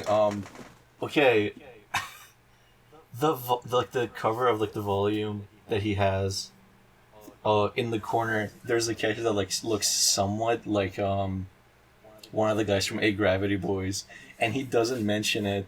But I'm wondering if in this continuity, A Gravity Boys is running for 10 fucking years. Oh my god, that'd be wild. And you said the other one kind of looked like a Black Clover one or something. So, I didn't say that, but it might have. I don't know. oh. I mean, as long as the author of Black Clover doesn't fucking die, it probably will go on for another 10 years. But Yeah, he wants it. He said he wants it to go as long as Naruto did. That's his idea. Naruto. Oh wow. So we're not even halfway. Hope Yeah. he survives. Yeah, I really hope he doesn't fucking overwork himself. Poor guy. Mm-hmm. Yeah, that's Time Paradox, and you know the title alone is interesting. I wonder if there actually will be like bigger paradoxes because of this. Yeah. I'm wondering if like, there's a actually, ghostwriter. what if there's an idea where like he puts it in 10 years, and White Knight's not there anymore, or Ghost? What is the series? What was this series called? White Ghost something? White Knight. White Knight. What if White Knight's not there anymore because it already ended? That's another thing. Oh, they can yeah. Because that's gonna be a paradox. So White Knight could Yeah. end, is gonna end. Oh yeah. Like chapter two. He gets it, but it's like a completely different series. Yeah, because White Knight came out earlier. Yeah. And then maybe he sees like an advertisement in the Shonen Jump, because Shonen Jump has like advertisements in it, and it's like, get the White Knight like 10th anniversary light novel. Yeah. Maybe that's where the girl's gonna come in On because sale. she was the original creator, and she's Yeah. gonna come in and help him write it or something. Yeah. Oh, he's gonna say like, I'm fucking begging you, please tell me like what were your notes for it. Please help me. So. Yeah, I mean, it's just there's so much mystery, and like we don't know where this is going, and I'm just so happy to have that, you know. Versus like shit like Bone Collection the and first Guardian series the in a Witch, which I long feel like they're time. so played safe. This is the first you know? series. Actually, Yeah. this year, I could say that like for this first chapter has me guessing on what's gonna happen. Yeah, like I like almost all the other series that I've like been reading since chapter 1, but the thing with them is like I can have like a general idea of where it's going, but with this I have no clue. I'm giddy to get Like my with hand, Bone, just like, get like my yeah, hands on the next. like with Bone Collection, I get it. They're gonna fight together. They're gonna fight like the Soul Society guys, pretty much, and he's gonna like turn into a human, whatever. Undead Unluck, he's gonna die. She's gonna come to terms with the fact she's unlucky, whatever. We know this is gonna happen, but with this, I have no clue. Yeah. It could go Yeah. anywhere. Yeah, so definitely please give this one a shot. Please support it. Let it tell the story that it wants to. You know, Yeah. that's all I have to add. So what's And next? please support it, because The I remember me trying to like shill Tokyo Shinobi Squad so it got popular and didn't get axed, and that didn't work, and that series got axed. So please, at least don't let this one die out. Anything Yeah. but this. I could see this one getting an Now, the anime last- too. So, anyways, back on. Yeah, because the art style really lends itself to that. But anyways, yeah, the last thing that we can really talk about is Undead Unluck, which I'm surprised that we haven't really we've been kind of not talking about that much, because this is a series we all like, right? Yeah, I've Yeah. read a little bit of it. I'm not I caught think, up, but I enjoy its okay. humor. Honestly, I think this is the big think, turning point of Shonen Jump's like humor and stuff, because it's very, Yeah. very not for everyone. Yeah, I think the Yeah. fact that this series exists and runs in Shonen Jump means that I've already won. Because it's a manga that, in the first chapter, the color page is a girl about to jump in front of a train and kill herself. And by the end of the chapter, she gets groped and almost raped multiple times by this naked man. And for almost every chapter... For almost every chapter afterwards, the main character is just naked, and they have to put a black bar in front of his cock the entire time. People have been calling it Censor-kun. Yeah, I have no idea how the series made it into Shonen Jump, but it did. Yeah, it's insane. I think, yeah, and this chapter is like pretty crazy shit is happening now in Undead Unluck. Have you guys read the original one-shot for Undead Unluck? I haven't. Yeah. The ending is dramatically different in both. I think. Yeah. Was it? How does the original? How does the normal one end? There's like a meteor hits the Yeah, the second building, was like a plane or then, something. They're at a shipyard. They're at a shipyard. Yeah. The one shot's alright. I think the new version's better. Obviously, it's more like clean. I like Undead Unluck. I think Andy's a really good character. I think the world building is really good, not only for the power system and like what their job is, what their occupation is, but also they're building this like sense of intrigue where Andy's alternate personality, Victor, is the only one. Victor, that, like, oh my god, yeah. He's the only one that knows anything about the past. Yeah, I want to say one part that like really blew me away was when Victor comes out of like Andy's head and he asks the dates, and then they're describing the date, but then he says no, like what week is it, and they don't know what a week is. Yeah, there's that, and there's which also, is just crazy. There's that, and there's also the fact that they mentioned it like earlier, just randomly. I never mentioned it again, but at night there are no stars in the sky. Yeah, well, because we're introduced pretty late, around like, I don't know, like 4 chapters ago or so. No, more than that. But anyways, the Apocalypse book, which is just like the most interesting part of this whole series by far, I think, because it has all these strange rules, literally rules, and like it's so like eldritch. It's crazy what's going on with this, because admittedly for a while. Huh? I don't remember who I was like talking to this about. I think it might have been like our friend Hector, but we were telling him that like this is basically like a manga about like SCPs. Pretty much, yeah. Because it's about like, I think it was Colin. It's if the SCP organization hired people that fused with SCPs or something that had like SCP powers to hunt down SCPs. Yeah, I will admit that it kind of, like, I was enjoying it as like this kind of gag manga for a while, but once that Apocalypse book and this whole society was introduced, I was like, damn, okay, this is legitimately interesting. And especially with this newest chapter with Victor, basically Super Saiyan 4 Andy. He really does look like a classic. Yeah, like he really does look like a classic transformation. Yeah. From like an 80s, 90s manga. Like, okay, even if this like series like stayed as like a little gag manga about Andy like like molesting Fuko whenever she could, I would be like, okay, this is funny, I like it, whatever. But they're trying to like have an actual plot for it, and the plot works pretty well. Yeah, it's I'm really excited because I'm kind of, I feel in the dark with this series, but I don't mind that because I'm happy that it's kind of starting to do something a little weirder because, you know, for a lot of this, it's just kind of like quirky humor that, again, isn't really for everyone. But now they're you know, it's getting like kind of, I've been fighting to say this, but I'm going to say it's getting kind of Lovecraftian. I'm really wondering if it'll last. That's what chapter are we on now?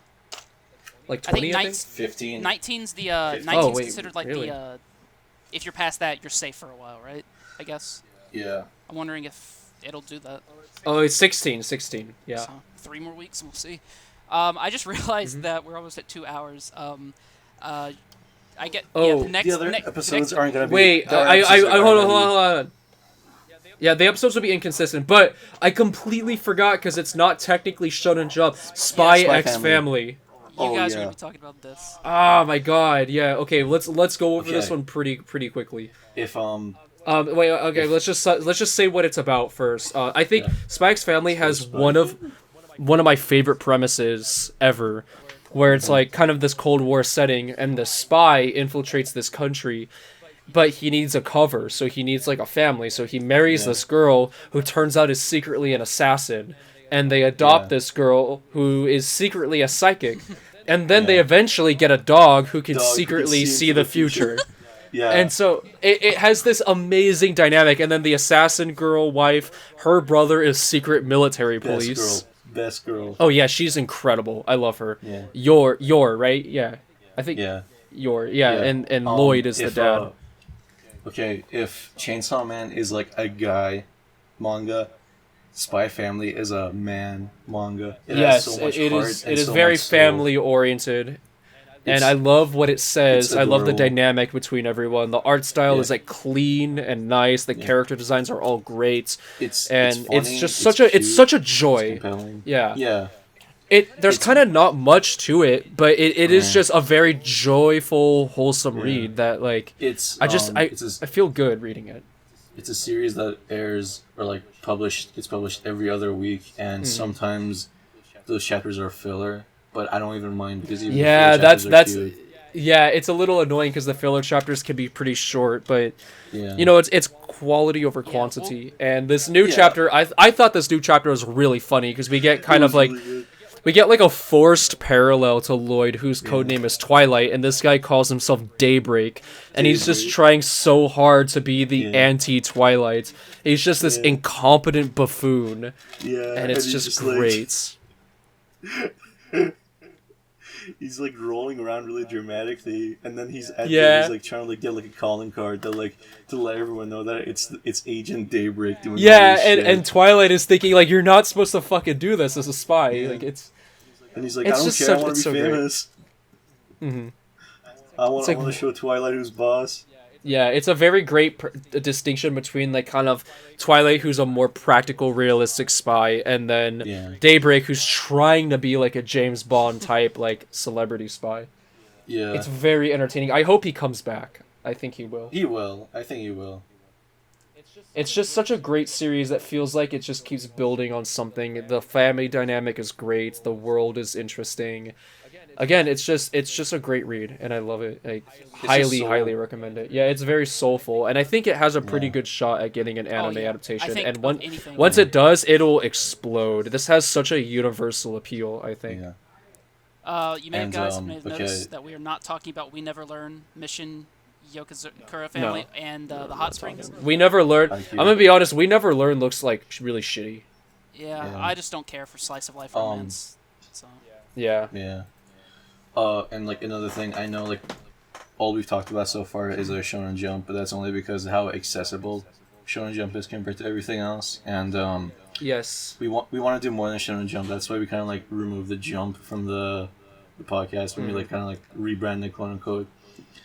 And so like real quick before we like do anything like outros or whatever, I just want to like have my own little moment where I just talk about 2 series that aren't Jump but are weekly shonen that I want to talk about.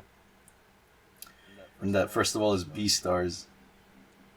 I know it's for funny furry anime, whatever, but it's phenomenal. It's genuinely one of the best manga I've ever read, and the newer chapters have been hitting this really good political climax that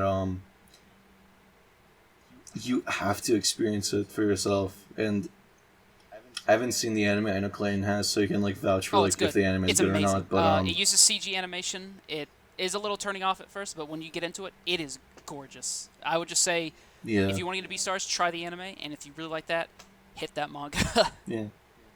Yeah, please hit the manga, because from what I know, all the good shit in the manga hasn't even like been adapted yet, especially some of the newer stuff. And if you didn't know, it is done by the daughter of the creator of Baki. The daughter of Baki, yeah. And they're in the same magazine. Yep. It's like father, daughter in the same magazine, yeah. And Legoshi's an incredible character. His relationship with Louis is great. The contrast they have between the two, the dichotomy, the bonds they've had, and like especially in the last few chapters, like the flashbacks in the last few chapters have been incredible. And Beastars is about to hit the climax of this saga, if not the whole series, and I'd really recommend it. Think it'll end soon? Yeah. I don't know. Even if this series ends, I could see her doing like a sequel or a spin-off with a different cast just because of how much there is to the world. But I don't know. Yeah, well, and the other series Baki's in parts. Because you got to remember, Baki is in about 300 chapter parts. 5. So Beastars could be the same. The other series I want to talk about really quick is Fire Force by Atsushi Okubo, the author of Soul Eater. And okay, I'm gonna get this out of the way. There was like some mistranslation about the series ending in 3 volumes. That's not the case. It's still going on for however long. But Okubo said that this will be his final manga, and that makes me really depressed because, okay, I love Hiroyuki Araki, I love Eiichiro Oda, and I love Naoki Urasawa. I think those are like the 3 best manga there is. But as far as like who I think is the best one for my taste, I think it's Atsushi Okubo. Because the way he stylizes things, the way he writes, the way he draws, the character designs, the characters, the power systems, the attack names, all the music references he has, I think they're really like tailor-made for me, if anything.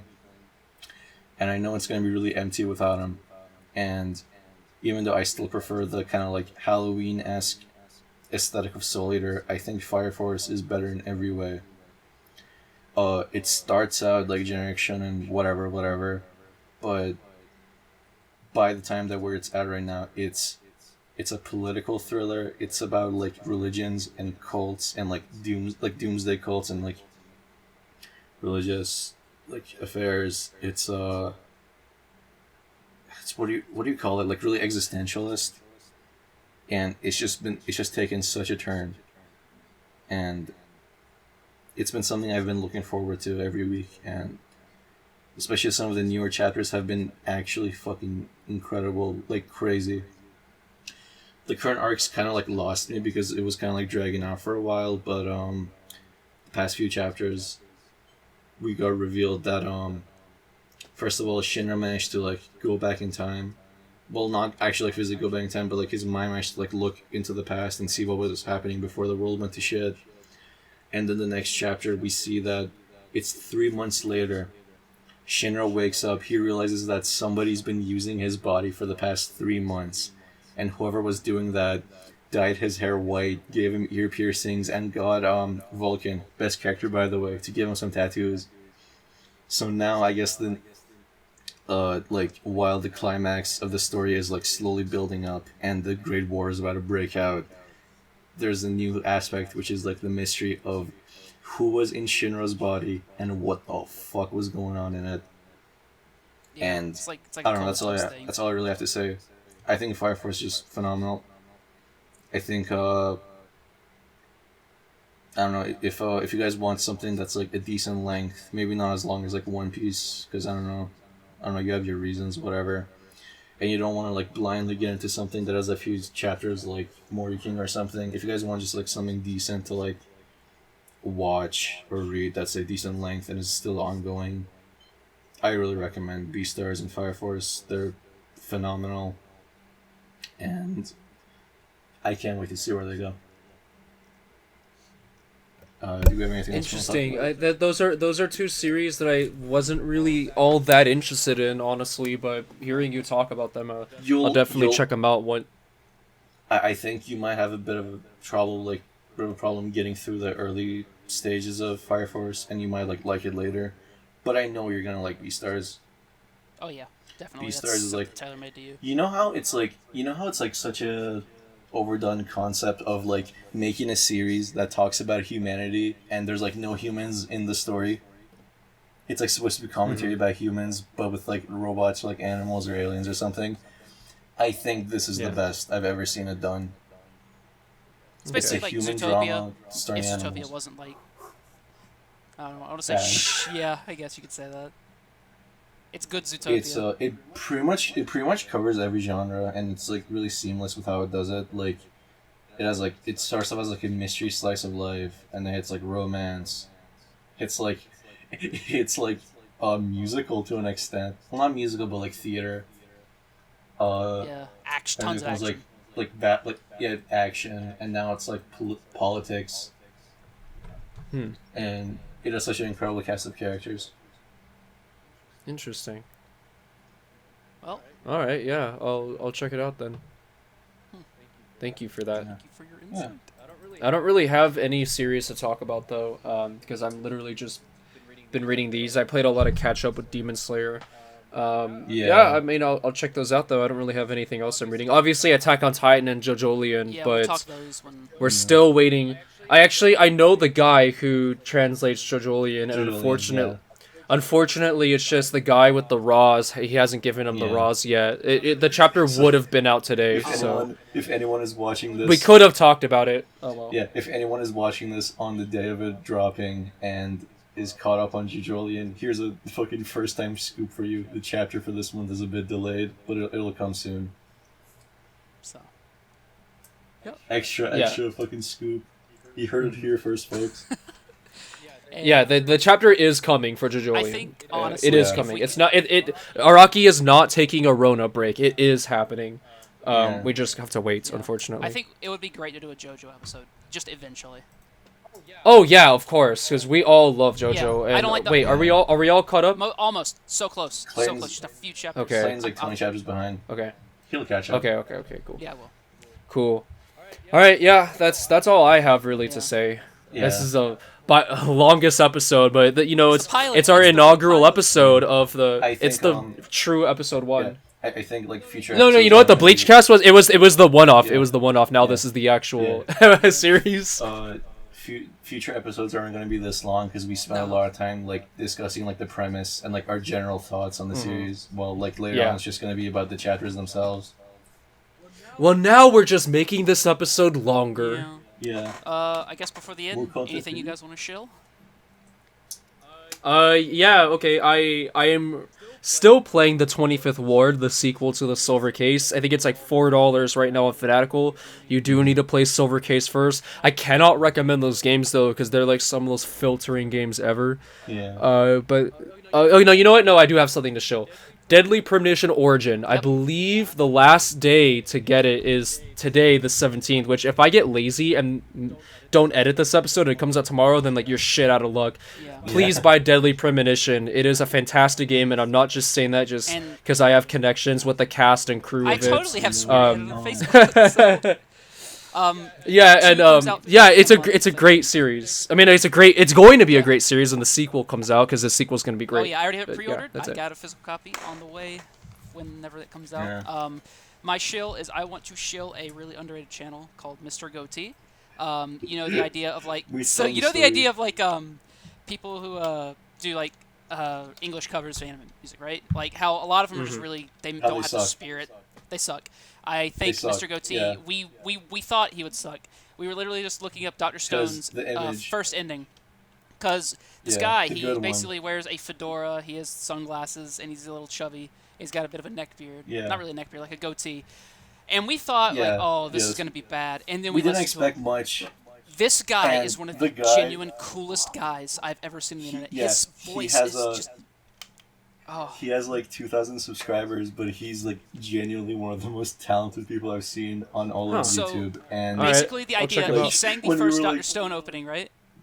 The first ending, whatever. Or the first no, I was gonna say the opening. You know that really high note that the lead singer in Good Morning World hits? He hits that thing so exact, and the one from Dora. He hits those notes so high. He's range too. His range is amazing. Yeah, he's good at like every genre. Like it's fucking phenomenal how good that guy is. And like his V-Stars opening is great. Oh, he does a lot of like jazz. I think he said he was like in jazz school and stuff. Yeah. Or like stuff like that. Okay. Here's your homework, readers or listeners. Read V-Stars and listen to Mr. Goatee's cover of Wild Side while you do it. I'm gonna do both of that. Yeah. Yeah. All right. All right. Arda. What do I have to show? No, that he already showed. He showed for like 20 minutes. Let me show like show like something not manga related. I don't really for have like much. 5 seconds. I don't have much to show. I guess like I got all the Yakuza games, so I've been going through them in order. Again, I'm on 0. 0's still fantastic. I don't know. Fuck the fishing winning game. That's all I have to say. I guess. All right. Okay. Yeah, I guess that's it. All right, outros. I mean, you already know I'm Real Human Being. Name It's on the sloppy. screen.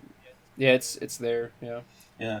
and that's it. It's on the screen. Wow. All Yeah. the thumbnails. Oh yeah, that's what I want to shield. The fucking thumbnails I made. Yeah. Oh, I made yeah, the yeah, logo- great I made job the on the logo, he made thumbnails, the yes. thumbnail.